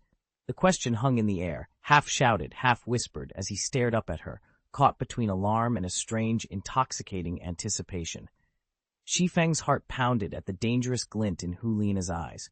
Panic stole his voice as he blurted, "Senior sister, I promise, I'll never think of you that way again." A sly smile curved her lips as she leaned in, her face barely inches from his. "I, Hu Lina," she declared in a low, commanding tone, "hereby grant you full permission to have exactly those thoughts about me." Shi Feng froze, utterly dumbfounded. Page 133, Chapter 102, "The Pope's Seat Must Be Yours." Shi Feng's thoughts froze as Hu Lina's words rang in his ears. "You can think whatever you like about me." Was she confessing to him? He blinked, stunned, searching her face for any hint of jest or sincerity. "Just tell me," Hu Lina pressed, stepping closer. "Do you prefer me or that girl, Xuer?"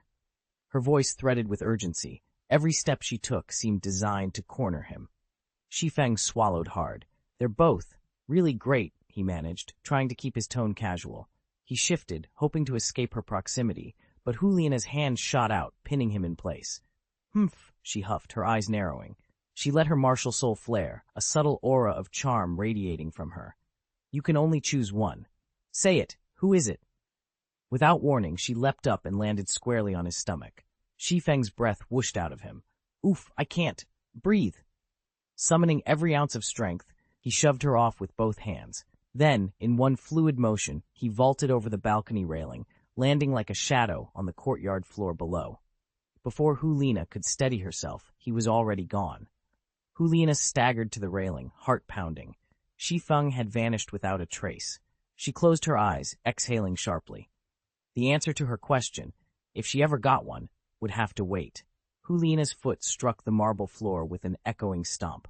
Most men, faced with her sultry invitation, would have dropped to their knees and begged for her favor, but Shi simply turned on his heel and fled.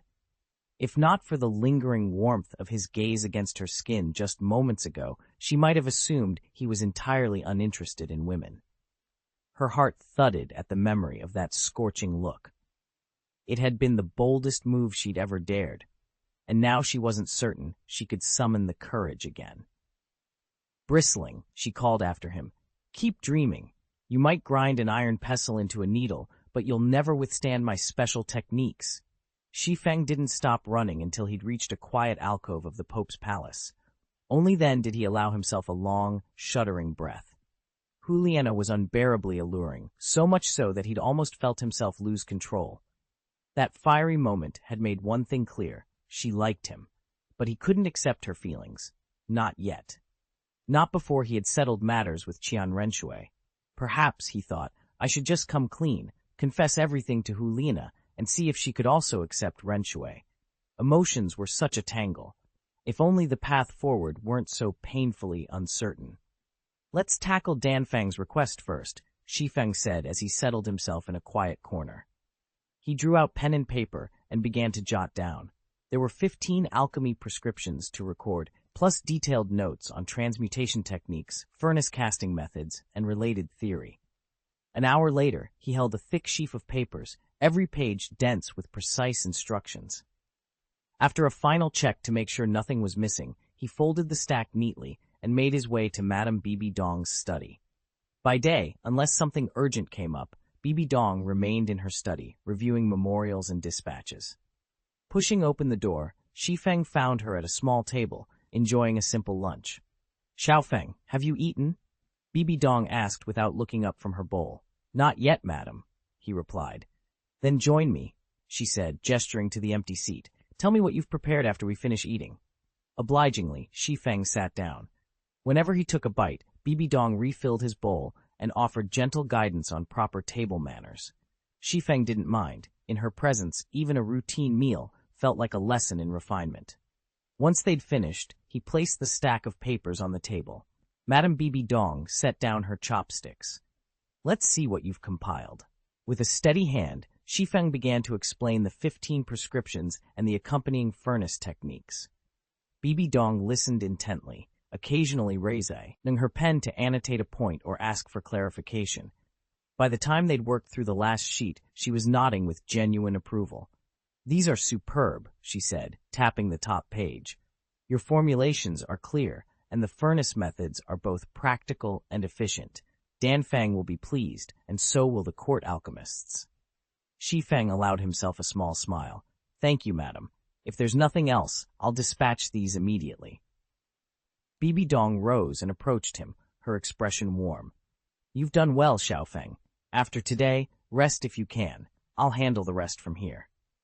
As Shi Feng gathered his papers, he felt a swell of satisfaction. With his work entrusted to Bibi Dong's capable hands, he finally had a moment to breathe and to savor the confidence he'd earned. "You're not going to be able to stay calm much longer," Shi Feng mused to himself, stifling a quiet chuckle. He was eager to see this noble female pope finally lose her composure. At last, Bibi Dong daintily wiped her lips, waved her hand, and a maid stepped forward to clear away the tea service. "What is it this time?" she asked coolly, arching an elegant brow. "You've come all the way back just to see me again. What's so important?" Shi Feng withdrew a thick bundle of papers from his satchel and offered them with both hands. "Teacher, please take a look."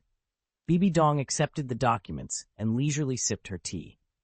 As her gaze fell upon the pill formula before her, however, her serene expression wavered. Her eyes widened, and the languid grace of her posture snapped into alertness. Line by line, she devoured the script. In mere moments, she'd finished reading. A bright light sparked in her eyes as she fixed Shi Feng with an intense stare. "Feng," she said, using his familiar name, "is everything here accurate? Could a pill really achieve all these effects?" Shi Feng gave a confident nod. "Teacher, you have my word. These effects are genuine, but such a pill has never before existed on the Douluo continent. With only the theory and no practical experience, it'll be extremely difficult to refine anything successfully, Shi Feng thought, studying the densely annotated scroll before him. It laid out several models of alchemical furnaces and dozens of intricate procedures, each step more complex than the last. Bibi Dong frowned as she took in the labyrinthine instructions. Admittedly, these recipes are challenging, she conceded after a moment, her sharp gaze never leaving the parchment. Then, rising gracefully to her feet, she released an aura of absolute authority that pulsed through the chamber. Shi Feng, when the Spirit Hall finally unites the entire mainland under our banner, you will be celebrated as its greatest hero. Shi Feng bowed respectfully. Master, I'm merely doing what any loyal disciple should. Bibi Dong placed a steady hand on his shoulder, her eyes alight with promise. Then devote yourself to your cultivation. In time, this very seat will be yours. Thank you, Master, Shi Feng replied, determination ringing in his voice. I will not let you down. A thoughtful smile curved Bibi Dong's lips as she glanced back at the scroll. One more thing, she said softly.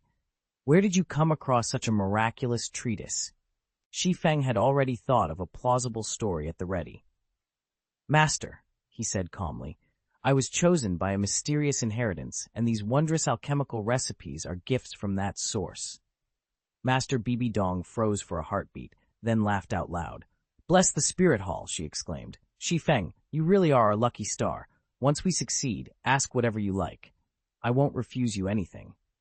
Bibi Dong's heart leapt. Of course this mysterious inheritance had to be connected to the fabled divine realm. Shi Feng gave her a grateful smile.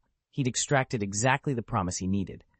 After all, he and Juliana were Bibi Dong's only remaining disciples, and his talent far outshone hers.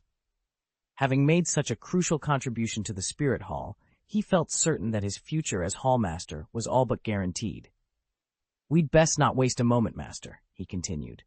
Please have the court alchemists study these formulas at once. They must begin refining the elixirs immediately. Bibi Dong nodded vigorously and turned to depart. Very well, carry on without me. I'll attend to other matters. But Shi Feng gently caught her sleeve. Wait, Master. I'd like to oversee the initial stages myself. There's something important I need to confirm. He held her gaze, determined to see his request through. Chapter 1 and 3. The most beautiful teacher on the Douluo continent. Xiaoxue, is there anything else you need to clarify? Bibi Dong's voice was calm, yet sharp enough to command immediate attention. Shi Feng met her steady gaze. Teacher, the pill project is vital, he replied earnestly. We must keep every single pill under our control. Losing even one would be a tremendous blow to the Spirit Hall. A look of approval softened Bibi Dong's features. She had risen to her position by anticipating every possible outcome, and she hadn't expected someone so young to share her prudence.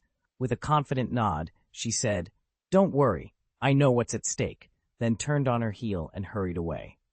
This undertaking was too important to delegate. She needed to oversee it personally and leave nothing to chance. As she disappeared from view, Shi Feng allowed himself a small, excited smile. The day the first true elixir appeared in this world was at hand. Not long from now, Douluo continent would erupt in a craze for these miraculous pills. With the Spirit Hall's exclusive mastery of pill refining techniques, endless wealth, and a new generation of unparalleled soul masters would surely follow. After wandering the academy grounds for a while, Shi Feng realized it was time to return to the dormitory. No matter how daunting Juliana's reputation might be, he would have to face her sooner or later. Taking a steadying breath, he headed back, determined to meet whatever challenges awaited him.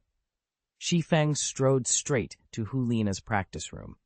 Pushing the door open without hesitation, he found her mid-form, wooden sword raised gracefully in the afternoon light. Juliana froze, then lowered her blade and blinked at him in surprise. "What are you standing there for?" she teased, flashing him a playful smile. "Come in." Shi Feng stepped inside but stopped a respectful 2 paces away. He folded his arms, face serious. "I didn't come here to joke around. I want to ask you something straight. Do you like me?" Juliana's eyes widened at his blunt question. She felt her cheeks warm, but she refused to shrink back. Taking a steadying breath, she met his gaze directly. Senior sister liking her junior brother is hardly scandalous, she said softly, stepping forward until only a breath of space separated them. So yes, Shi Feng, I do like you. A brief, hopeful silence fell between them, broken only by the soft swish of Juliana's practice gown. Outside, a breeze stirred the curtains, as if even the hall itself were holding its breath at her answer. Shi Feng shook his head, forcing a wry smile. Lena, I don't know what you see in me, but my heart already belongs to someone else. Juliana's lip curled in displeasure. You ma'am, Xiaoxue? What could she possibly have that I don't? She squared her shoulders, chest lifted defiantly. Tell me, what is it about her? Shi Feng glanced away, as if searching for the right words. I can't really explain it, I just do.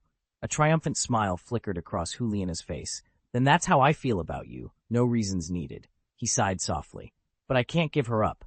The light in Juliana's eyes dimmed. Disappointment swept over her features. So, you can't accept me. Her words hit him harder than he expected. He pressed his lips together, then spoke carefully. It's not that I don't accept you. It's just... Just what? She asked, leaning forward, hope shining in her gaze. It's, if you sided with Xiaoxue, you'd end up facing a lot of backlash. You'd be in the wrong with everyone else. He let the sentence hang between them, knowing she'd understand. Juliana fell silent, her expression unreadable, yet thoughtful, as she absorbed his meaning. Juliana's eyes blazed with fury. You brat, you're impossible. Now you expect me to share you with someone else? Shi Feng offered a rueful smile. With Juliana pressing him like this, he had little choice. If both she and Xiaoxue could accept the arrangement, they might all find happiness. But if he had to pick only one, his heart belonged to Xiaoxue. By speaking plainly now, he was simply giving Juliana the chance to decide for herself. I need to meditate, he said. Think it over, senior sister. With that, he slipped away. Over the next few days, Juliana made no further demands. Then, 5 days later, Bibi Dong arrived with joyous news. The first pill was finally complete. Though it didn't yet achieve the miraculous effect Shi Feng had described, its success was nothing short of astonishing. Shi Feng could barely contain his excitement. The moment he heard the news, he raced down the hallway and burst into Bibi Dong's study. Teacher! Bibi Dong whirled around in surprise, and Shi Feng's jaw dropped. Though already renowned for her ethereal beauty, tonight she seemed years younger, her face unlined and fresh as porcelain. Her skin glowed with a soft rose tint, and her long, dark hair shone like spun obsidian. Shi Feng stood rooted to the spot, utterly stunned. You look more beautiful than ever, he managed at last, his voice betraying his awe. Bibi Dong gave him a teasing smile.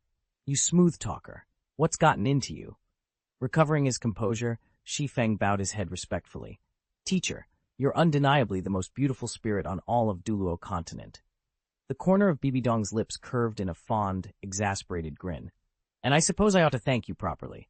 Without your elixir, I would never have experienced such a miraculous change. Shi Feng's eyes sparkled with curiosity. Teacher, the first elixir you perfected, was it the Zhuyan pill? She nodded, clearly pleased. Exactly. I insisted we refine the Zhuyan pill first. Its effects are nothing short of extraordinary. The pills you've just refined are still of relatively low grade, Shi Feng said, examining the small iridescent Zhuyan pills. Yet their effects are already astonishing. I can't wait to see what wonders higher-grade versions will perform. He thought to himself that, above all else, women prize their beauty. He still remembered how, only days ago, Bibi Dong, ever ambitious about unifying the continent, had spent 5 full days perfecting these very pills. The whole endeavor struck him as slightly absurd, but he swallowed his amusement and offered a flattering bow. Great teacher, he said with a respectful smile. Zhuyan pills preserve a woman's youth and radiance at their peak. Under your guidance, you will remain the fairest on all of Douluo continent. Bibi Dong recognized his flattery for what it was, but even so, a pleased smile curved her lips. What woman could resist such praise? Since you're here, she said, gesturing toward a low table set beneath the pavilion's lanterns, stay and join me for dinner shortly. I would be honored, teacher, Shi Feng replied. He couldn't help feeling a little awkward whenever Juliana was nearby these days, but he was grateful for any excuse to remain in Bibi Dong's company and to share her evening meal. Bibi Dong folded her arms and regarded Shi Feng with a curious tilt of her head. I heard you had a run-in with Nana. What happened? Do you want to talk about it? Shi Feng's heart skipped a beat. He forced a calm smile and shook his head. It's nothing serious, teacher. My senior sister's been in a foul mood these past few days. Maybe she isn't feeling well. If Bibi Dong ever discovered his real reason for quarreling with Nana, his schemes to win both Xiaoxue and Hu Liena's hands, she'd turn the entire academy upside down. Best to let her believe it was just sibling tension. Bibi Dong's lips curved in a gentle, knowing smile. Young ladies can be temperamental. You do well to show her a little patience. Besides, there are only 3 days left before the Wuhandian Academy term starts. The cultivation atmosphere there isn't as intense as the concentration camp, but it's still an excellent environment for learning. Once you arrive, your senior sister will keep an eye on you, so you'd better study hard. Shi Feng inclined his head. Understood, teacher. By the way, didn't you also ask me to look after Sister Cher from now on? When can I go see her? Shi Feng asked. Bibi Dong studied him with a complex expression. There's no rush, she replied gently. You need to focus on your cultivation first. Once you reach the soul sect realm, then we'll talk about visiting her. Shi Feng swallowed. He still had one more level to conquer, level 10 of the soul sect realm, and at his current pace that would take nearly 2 years. He'd be 11 by then, and even that estimate, 8 might be optimistic. Cultivation always slowed the higher one climbed. Breaking through the 10th level in 2 years could prove almost impossible. He hadn't seen Xiaoxue in over 3 years, and the thought of waiting even longer made him restless. He closed his eyes, weighing his options. Then a plan formed in his mind. When I'm on the brink of level 10, he thought, I'll petition Douluo for the medicine garden. Its treasures might allow me to shatter the barrier in one fell swoop, cutting more than half a year off my progress. And if the garden's true as they say, it won't just benefit me. Senior Sister Shuer, even Zhao Yuyue could each surge forward several levels in a single leap. Chapter 104. You're so stubborn. Time seemed to fly by, and today was Shi Feng's last day at the Pope's palace. True to form, Hu Liena launched one final charm offensive, determined to wrest his affections away from the other girl. No matter how boldly she struck, Shi Feng met every advance with polite but firm resistance, until she finally sighed in frustration. I know I can take her place in your heart, Hu Liena declared, voice ringing with conviction. I won't give up. I have enough strength and charisma to prove I'm the one you need. As one of the Pope's prized disciples, Hu Liena refused to be bested by any rival. She was certain her beauty and talent would win him back. After all, such a handsome and powerful junior brother deserved no less. That afternoon, the three of them gathered in Bibi Dong's study. The sunlight filtering through stained glass windows painted the room in hues of crimson and gold. Shi Feng and Hu Liena knelt before the venerable elder, their expressions solemn. Nana, Shi Feng began, using Bibi Dong's childhood nickname. Once I reach the academy, please keep a close watch on me. I'd rather not become anyone's prey. Bibi Dong inclined her head with a gentle smile. Rest assured, with Lena by your side, I doubt any bully would dare approach you. Hu Liena nodded eagerly. Teacher, don't worry. As long as I'm there, no one will dare lay a hand on my junior brother. Shi Feng suppressed a wry grin. Having Hu Liena shadowing him like a sworn guardian, well, that was hardly an inconvenience. In fact, he found himself oddly reassured. Thank you, teacher, he murmured. I'll hold you to that. Hu Liena strolled confidently through the academy courtyard, handsome features set in an easy smile. Wherever he went, admirers fell silent. No one dared to challenge him while he was in Hu Liena's company. Master Dong watched from the veranda, a pleased nod curving her lips. Then she turned to Shi Feng. Shi Feng, I have a favor to ask of you, she said. I'm at your command, Master. Shi Feng replied immediately. Just name it. Master Dong's expression grew serious. During your time here at Wuhandian Academy, you mustn't reveal your martial spirit or spirit bone. Shi Feng's brow furrowed. I understand, but why? Your sister, Shuer, is currently on a covert assignment, Master Dong explained. Her identity must remain hidden. Someday you'll want to find her again, won't you? If you display your martial spirit, especially one as extraordinary as yours, with 2,000-year spirit rings, plus that 10,000-year ring, someone near her could recognize the signature of your spirit spikes and expose you both. So restrain yourself while you're here. Do I make myself clear? Shi Feng met her gaze and bowed. Crystal clear, Master. I will keep my true power sealed. Shi Feng's eyes widened as realization struck him. He needed to hide his martial soul immediately.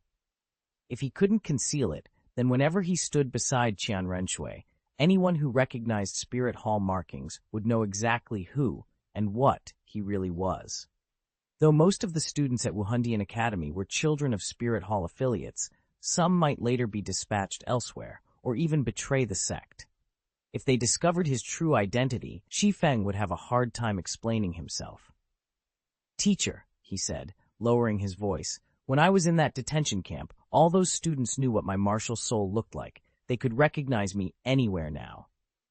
Bibi Dong's lips curved into a reassuring smile. Don't worry, I've already handled the matter for you. Shi Feng's heart skipped a beat. Handled, as in you eliminated them all? Bibi Dong's eyes glimmered with gentle amusement. Shi Feng noticed her tone was as calm as ever.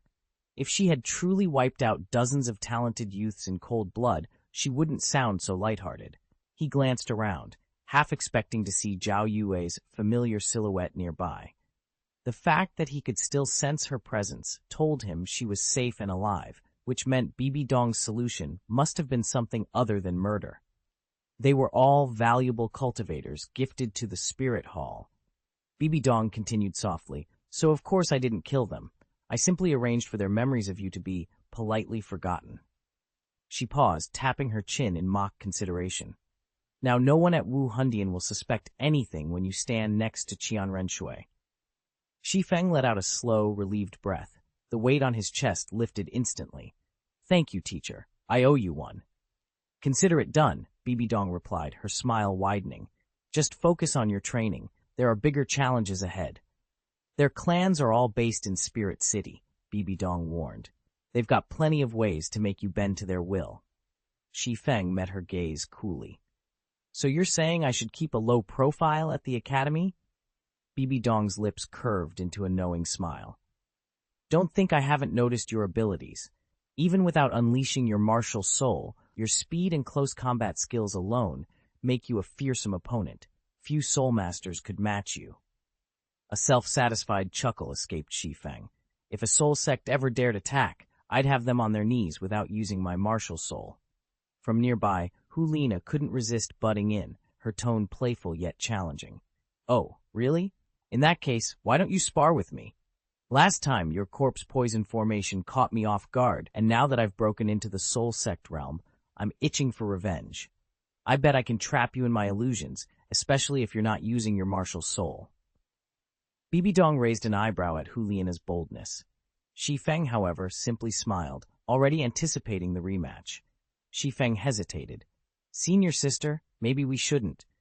Come on, you two need the practice, Bibi Dong chuckled, waving them off. Head back and get ready for tomorrow's departure. You don't need to report to me again. Yes, teacher, Shi Feng replied politely. Before he could take another step, Hulina yanked on his sleeve and dragged him toward the sparring arena. Ignoring his protests, she flashed him a teasing grin. I'm doing this for your own good. It'd be so embarrassing if you lost before even releasing your martial soul. Shi Feng tried again, voice low. Really, I don't think. Ha! Hulina interrupted, eyes sparkling with challenge. If you can beat me without unleashing your martial soul, I'll do anything you say. But if you fail, you'll obey my command. Deal? She tossed back her head and laughed. Before Shi Feng could answer, she raised her arms.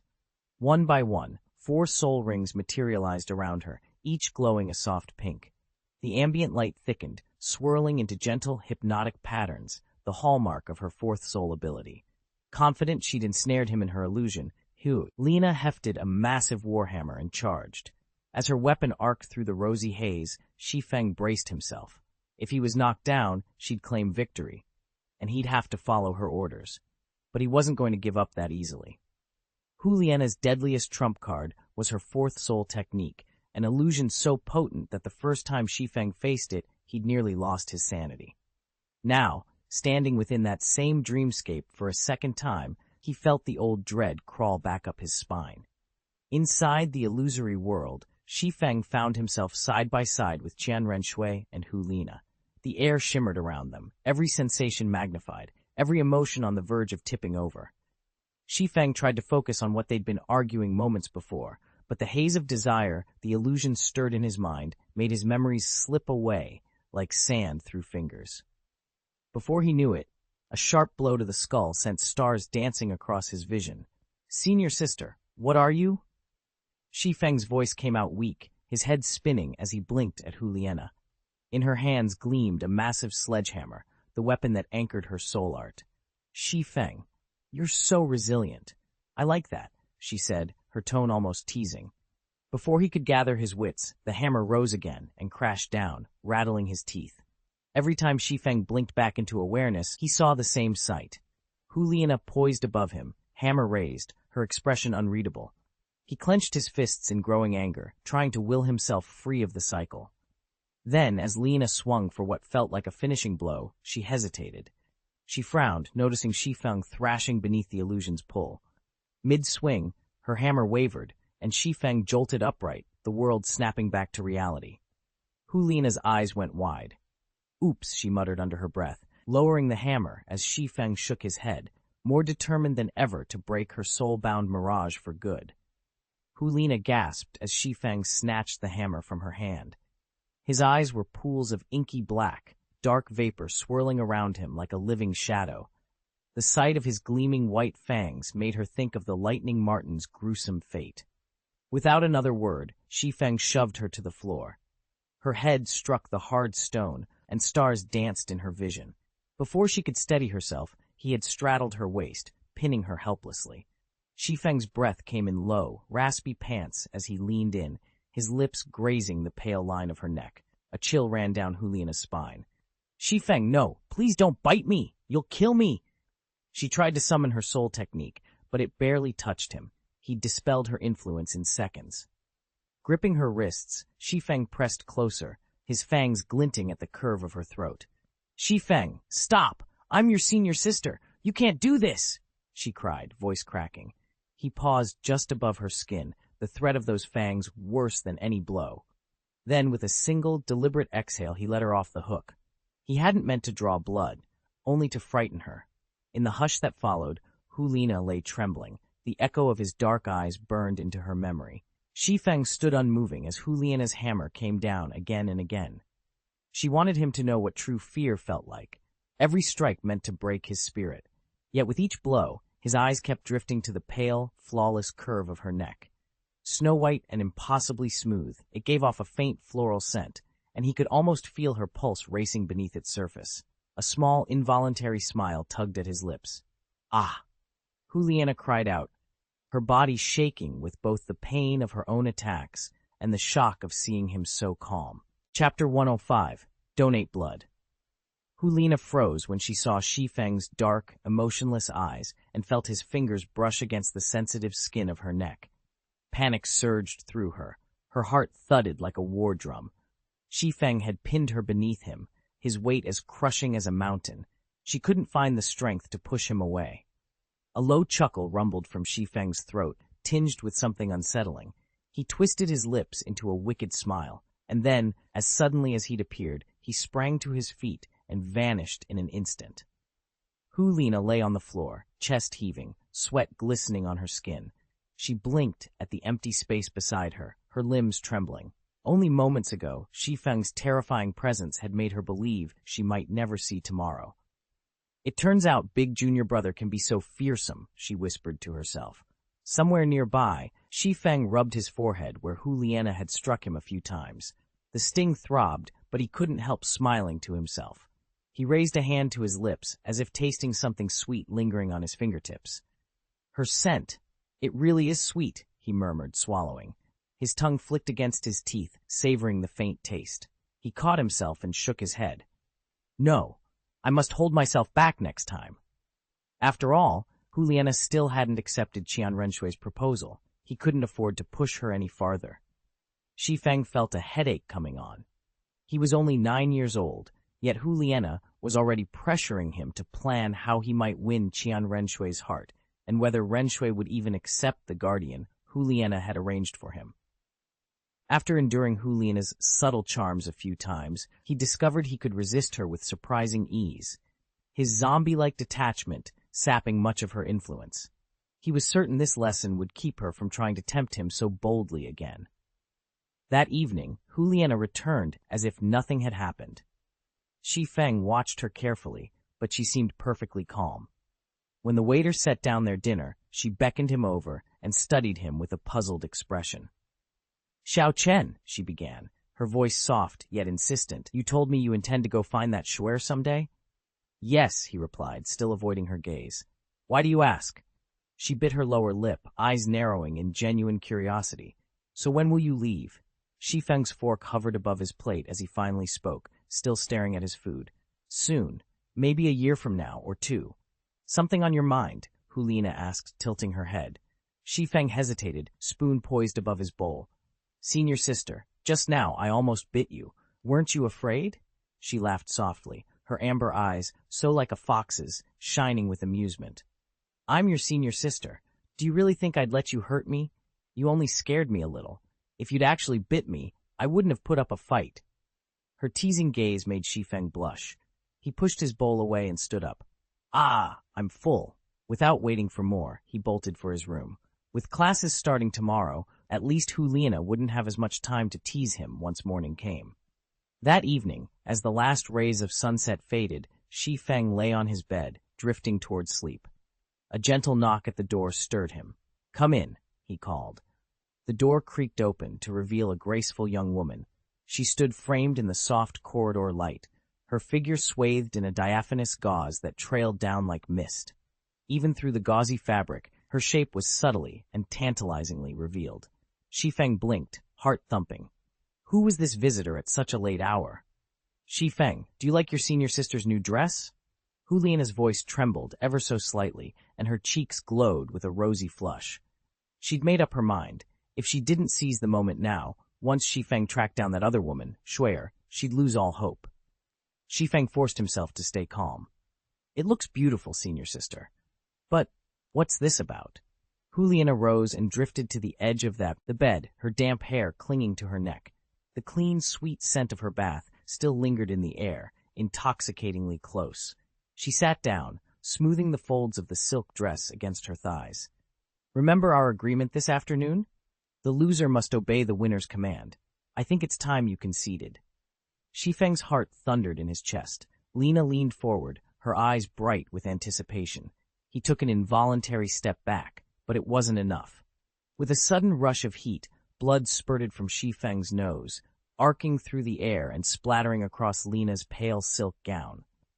He recoiled in shock, stumbling onto the balcony as Juliana cried out and pitched backward onto the bed, her dress stained crimson.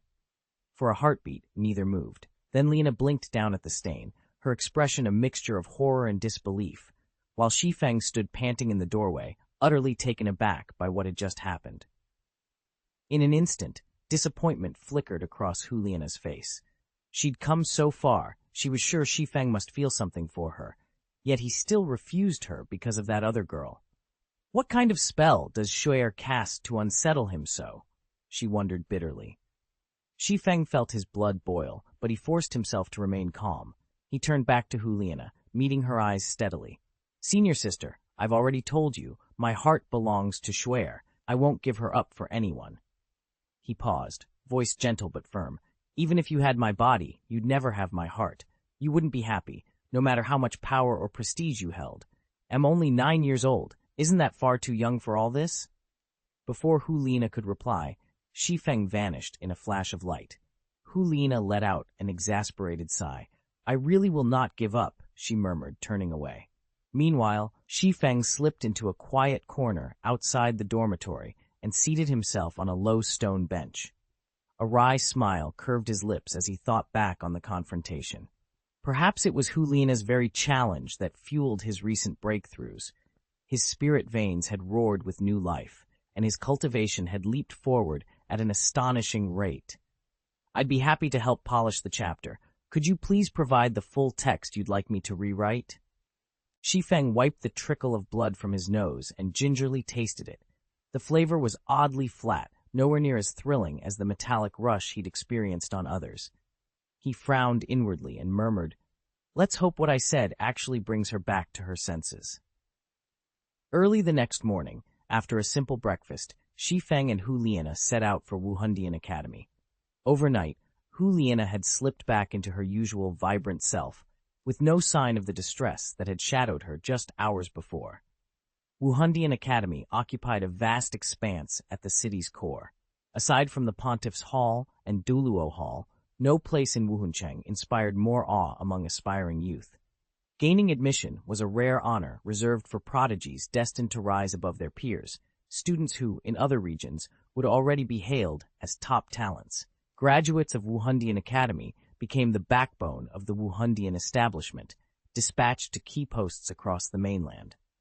The absolute best occasionally caught the eye of the elders themselves, and some were even taken on as honored disciples. Poised at the Academy's grand gates, Shi Feng felt a surge of anticipation for the trials and triumphs that lay ahead.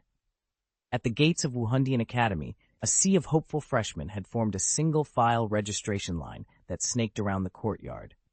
News buzzed through the crowd like wildfire. "Did you hear? 2 more of our seniors were taken as disciples by the elders over summer break." A portly student standing in the line puffed out his chest. "It's true, and the elder they serve is a title duo-level powerhouse. Imagine if one day he noticed me. How glorious that would be." A lanky teenager next to him scoffed. "Yeah, right.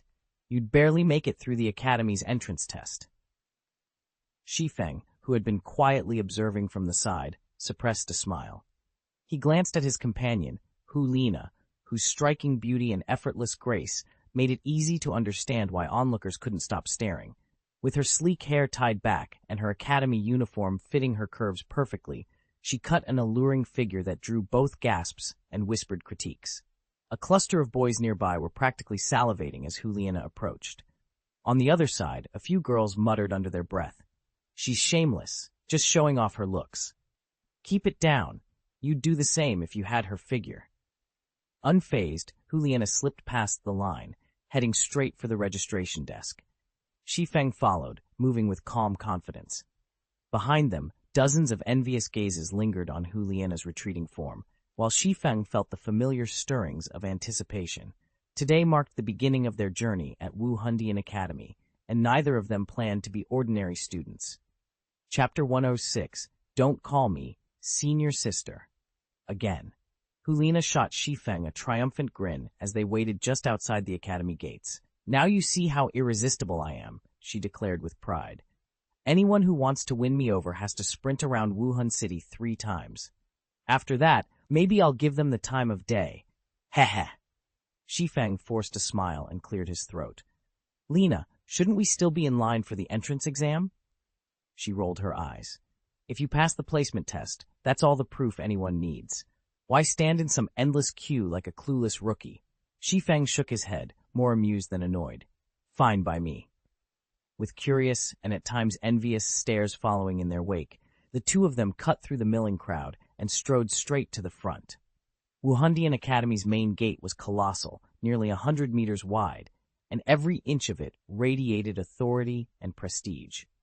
Today marked the Academy's first day of the new term, so not only were fresh-faced novices arriving for their initial assessments, but returning students were streaming in as well. A well-dressed, middle-aged instructor stood at the threshold, clipboard in hand, meticulously organizing the incoming candidates. Flanking him were 2 younger assistants, both in their early 20s, busy handing out testing materials and directing students to various stations. Lena glanced at Shi Feng, a mischievous sparkle in her eyes. "Ready to show them what we've got?" Shi Feng nodded, sliding his hands into his coat pockets.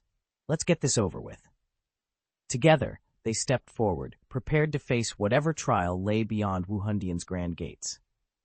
The moment Hu Liana led Shi Feng up to the academy gate, the middle-aged instructor on duty paused, surprised to see her arrive with a stranger in tow. He didn't comment, but the 2 4th-grade disciples beside him, both spirit sect cultivators, could hardly conceal their delight. Their eyes glowed faintly green as they gazed at Hu Liana, longing shining clearly in their expressions, yet neither dared to greet her. Unfazed, Juliana stepped inside and glanced back at Shi Feng with a triumphant smile. Did you see that? Those two are fourth-year soul sect cultivators. Their eyes literally went green when they spotted me. Shi Feng followed her through the courtyard, quietly taking in the elegant pavilion and the clusters of students practicing their forms. He seemed curious about everything, except Juliana's words. I'll bet I'm the dream goddess of over 90% of the male students here, Juliana continued, tossing her hair. Even some of the male teachers can't stop thinking about me. With that many admirers, I might even fall in love one day. She shot him a teasing look, but Shi Feng remained focused on the scene before him, scanning the surroundings with quiet interest, as if he hadn't heard a word. Frustrated, Juliana stomped her foot. She'd hoped to impress him. Now she was tempted to just leave him behind and show off for the rest of the academy. Remembering Bibi Dong's instruction that Juliana was to look after him at the academy, Shi Feng forced himself to stay polite. Senior sister, he ventured, you said those two students are in the 4th tier. How many tiers are there in our academy? Juliana frowned. There are 4 in all: Soul Master, Great Soul Master, Soul Lord, and Soul Sovereign. Shi Feng's eyes widened. So when I enrolled, I was placed straight into the Soul Lord tier? That's normal, she replied. Anyone who trains at the camps and shows above-average potential usually reaches Soul Lord by graduation. Every year, 1st and 2nd tier students sign up for the camps to sharpen their skills. Then, which class will I be in? Shi Feng asked, voice tight with anticipation. But Juliana had already turned and led him away down the academy's marble hall. By the time Shi Feng remembered to press her for an answer, she was too far ahead to hear him. Juliana came to an abrupt stop and pointed down the hallway. See those 2 registration tables? Everyone who graduates from the concentration camp goes straight into an elite class. The one on the left is for 2nd-year students. The one on the right is for 3rd years. Shi Feng followed her gesture.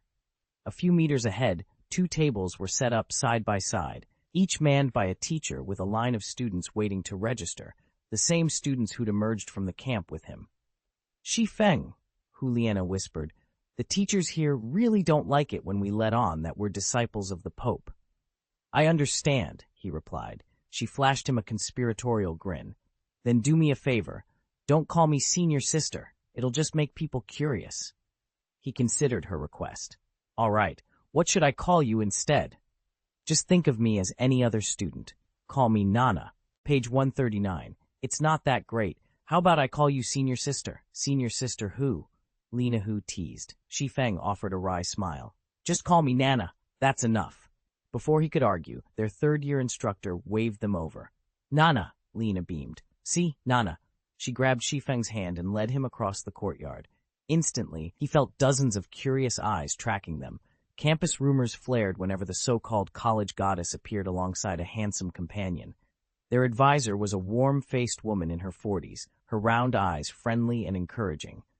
Lena introduced. Teacher, this is my friend.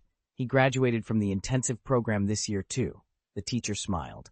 Shi Feng, please step forward and present your diploma. Shi Feng noticed Xiaoxue standing just behind the desk, her eyes bright with anticipation. He returned her eager smile, retrieved his graduation certificate, and handed it to the teacher. Juliana's instincts were razor-sharp. From a single glance, she'd already sensed something unusual between Shi Feng and Xiaoxue. Xiaoxue stood out the moment she entered the room, her long black hair spilling over the shoulders of a flowing white blouse, her oval face pale and perfectly sculpted, her cool, aloof bearing setting her apart from everyone else. Juliana could practically feel the classroom's attention shift away from her and land squarely on this newcomer. Then Xiaoxue did something even more infuriating. She smiled at Shi Feng. It was that unmistakable look of admiration in her eyes, the kind that set Juliana's heart pounding with jealousy. To make matters worse, Shi Feng returned the smile, soft, almost tender, which only convinced Juliana that there was more going on between them than met the eye. A flash of anger surged through Juliana. Without thinking, she reached out, grabbed Shi Feng's waist, and jerked him around so that he faced her instead. She held him there and turned her head to glare triumphantly at Xiaoxue, as though daring her to challenge the display. Hiss! Shi Feng gasped, winded by the abrupt twist. He'd been about to address their teacher, but Hu Liana's rough maneuver threw him completely off balance. Miss Hu, what's the matter? Their teacher, Ms. Li, looked up from her desk, where she'd just finished reading Shi Feng's graduation report and was pleasantly impressed, and asked, raising an eyebrow at the sudden commotion. Shi Feng had barely stepped into the classroom when Teacher Yang's eyes lit up. This seemingly young boy, he murmured to himself, is this year's top scorer on the entrance assessments. Shi Feng caught the glance and shook his head, offering a modest smile. No, really, there's nothing special. Teacher Yang stepped forward, extending a hand. From today on, you're officially my student. My surname is Yang. You may call me Teacher Yang. Hello, Teacher Yang, Shi Feng replied, bowing respectfully. Teacher Yang turned to a poised young girl standing nearby. Nana, you've been appointed class monitor. It's your job to look after your younger classmates from now on. Before Nana could respond, another student spoke up. Hu Lina stepped forward with a gracious nod. Teacher, I'm advancing to 4th grade. Teacher Yang raised an eyebrow in surprise. You've broken through to the Soul Master realm already? Hu Lina smiled. I did, a short while ago. That means I won't be able to stay on as monitor. 4th grade rules forbid it, but I have the perfect successor. She reached out and gave Shi Feng's shoulder a few friendly pats. He's more than capable. The classroom fell silent for a moment, all eyes turning to Shi Feng. Teacher Yang nodded approvingly. Very well, Shi Feng, you'll be our new monitor. A ripple of applause ran through the room, and Shi Feng straightened, determined to live up to the honor entrusted to him. Chapter 107, 2 Jars of Jealousy. Teacher Yang stared at Shi Feng in surprised silence. Shi Feng, what are you doing here? Shi Feng answered calm. Lie. Teacher, I'm 9 years old, and I've just reached level 31. 9 years old and level 31? Teacher Yang's eyes widened. You've advanced faster than any student I've ever seen, but your rank is still on the lower end for this class. For now, take a seat at the back. We'll discuss the class monitor appointment later. Before Shi Feng could protest, Hu Lina slipped her hand into his and steered him toward the rear of the hall, putting several meters between them and the newly registered students seated up front. Senior sister, Shi Feng asked, puzzled, why are you pulling me all the way back here? Hu Lina shot him a sharp look. What did you just call me? Shi Feng gave a nervous chuckle. I just said senior sister. It's nothing, really. A triumphant smile lit up Hu Lina's face. She felt a rush of satisfaction at having claimed this small victory. But from across the room, Zhao Yue's expression darkened. Since Shi Feng's arrival, her gaze had never wavered from him, and watching Hu Lina so boldly attach herself to him pricked at her pride. She shifted uneasily, stung by the realization that she'd been pushed aside. Zhao Yue froze the first time she really saw Hu Lina. Her beauty and poise were breathtaking. Never in her wildest dreams had she imagined someone at the academy could outshine her. Every time Hu Lina looked at Shi Feng, her gaze was so possessive and open that Yue felt a prick of jealousy. No wonder Master had been ignoring her for 2 months. It had to be because he'd found a beautiful new favorite. Her lips trembled, and tears welled in the corners of her eyes. Pushing down her hurt, she squared her shoulders and stepped forward. Yue, long time no see, Shi Feng said warmly when he spotted her. Xiao Feng, Yue murmured, fighting the lump in her throat. Before she could gather her courage, Hu Lina moved in close. Her slender hand brushed against Shi Feng's waist, deliberately, Yue thought, and it made him visibly tense. Xiao Feng, Hu Lina said with bright interest, why didn't you introduce me? Shi Feng cleared his throat. This is my friend from the concentration camp, Zhao Yue. Then, turning to Yue, he added, and Yue, this is my friend Hu Lina. Yue's heart leaped into her throat. She studied Hu Lina's graceful features, then glanced at Shi Feng, as if searching for a clue. She swallowed hard. She's your girlfriend, right? Shi Feng's chest tightened. He shot a quick glance at Hu Lina, then forced a casual smile. No, not at all. We're just good friends. At his words, Yue felt a surge of relief so strong she almost laughed. Her eyes brightened, and without thinking, she moved closer to him, determination replacing her sadness. Tonight, she promised herself, she would remind him just how special she was. Master, It's been 2 months. I've missed you so much, Zhao Yuyue sobbed, clutching the hem of Shi Feng's robe with both hands. Her small face was crumpled in distress, tears welling in her eyes, and her piteous expression tugged painfully at his heart. Shi Feng's head was swimming. What on earth had Zhao Yue done this time? Could it really be that she had tried to seduce him? The awful thought barely formed before a sharp pinch to his side yanked him back to reality. Hu Lina's fingers bit into his waist and pain flared. Reflexively, Shi Feng shook her hand away. Hu Lina's dark eyes glowed with fury. Xiao Feng, what's going on between you two? She demanded. Explain yourself, and hand over the master's seal. And while you're at it, tell me exactly how depraved your life was in that concentration camp. Senior sister, she was only my comrade from the camp, Shi Feng blurted out, still dazed, still calling Hu Lina by her proper title. Across the courtyard, Zhao Yuyue's lips curved into a triumphant smile. She strode forward and caught Shi Feng's sleeve, her voice a mock lament. Master, don't you want Yue? I'll be yours, now and forever. Shi Feng felt as though his mind might snap. Had Zhao Yue lost all sense of propriety today? He let out a long, exasperated sigh. Fine, he muttered, pinching the bridge of his nose. You can stay. That's an order. Zhao Yue's face turned sullen, but she still obeyed Shi Feng's command and trudged back to the front of the hall. Hu Lina watched the scene, arms folded, her voice ice-cold. So this is your great master, is it? Yelling at your maid like that. I wonder how many other shady things you're hiding from me, Shi Feng. Shi Feng cleared his throat, offering a sheepish shrug.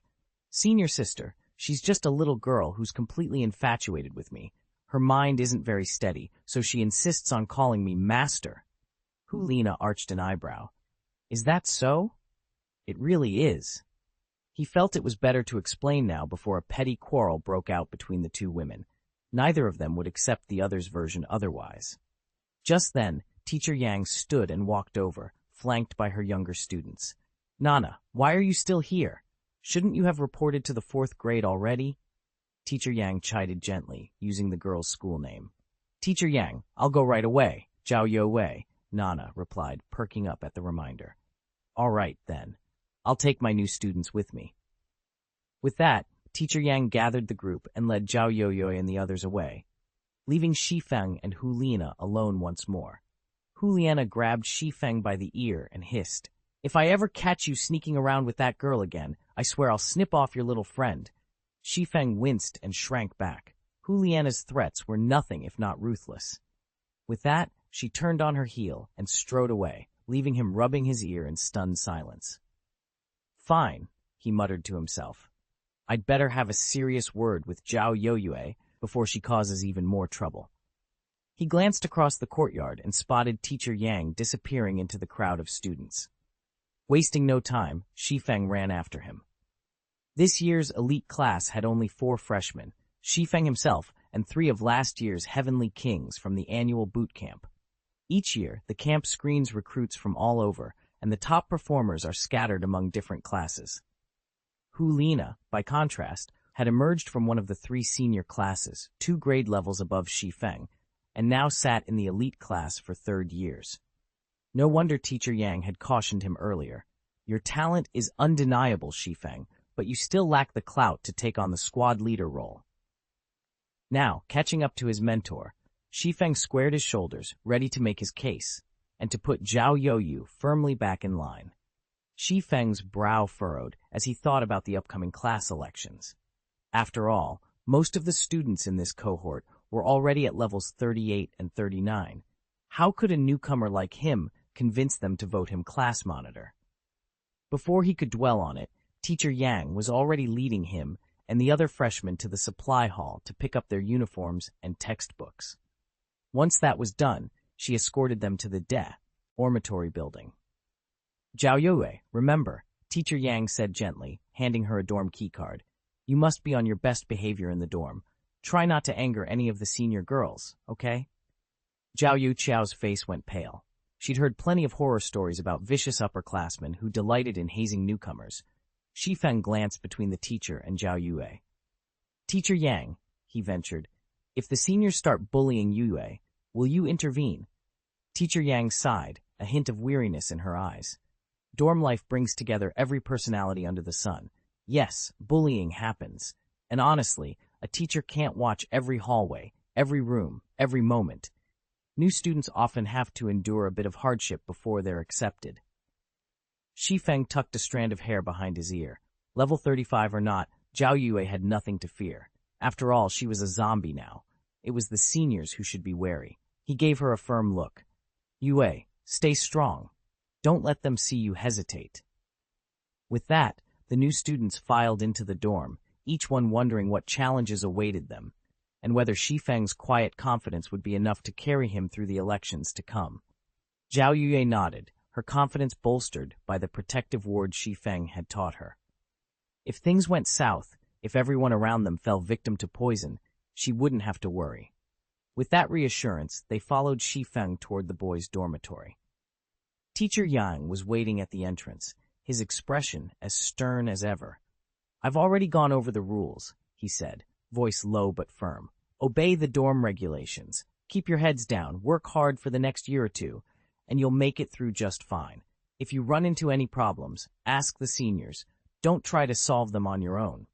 Classes start tomorrow morning, so get settled and get a good night's sleep." He turned on his heel and strode back toward the faculty building, leaving the new arrivals to absorb his words. Wan Tianqi, nicknamed Cleaver for his razor-sharp instincts, and his massive friend Hongwu exchanged a glance. Back in the concentration camp, both had relied on Shi Feng's strength. Now, in this unfamiliar dorm, they felt that same instinctive urge to cling to him. "Shi Feng," Wan Tianqi said, stepping forward.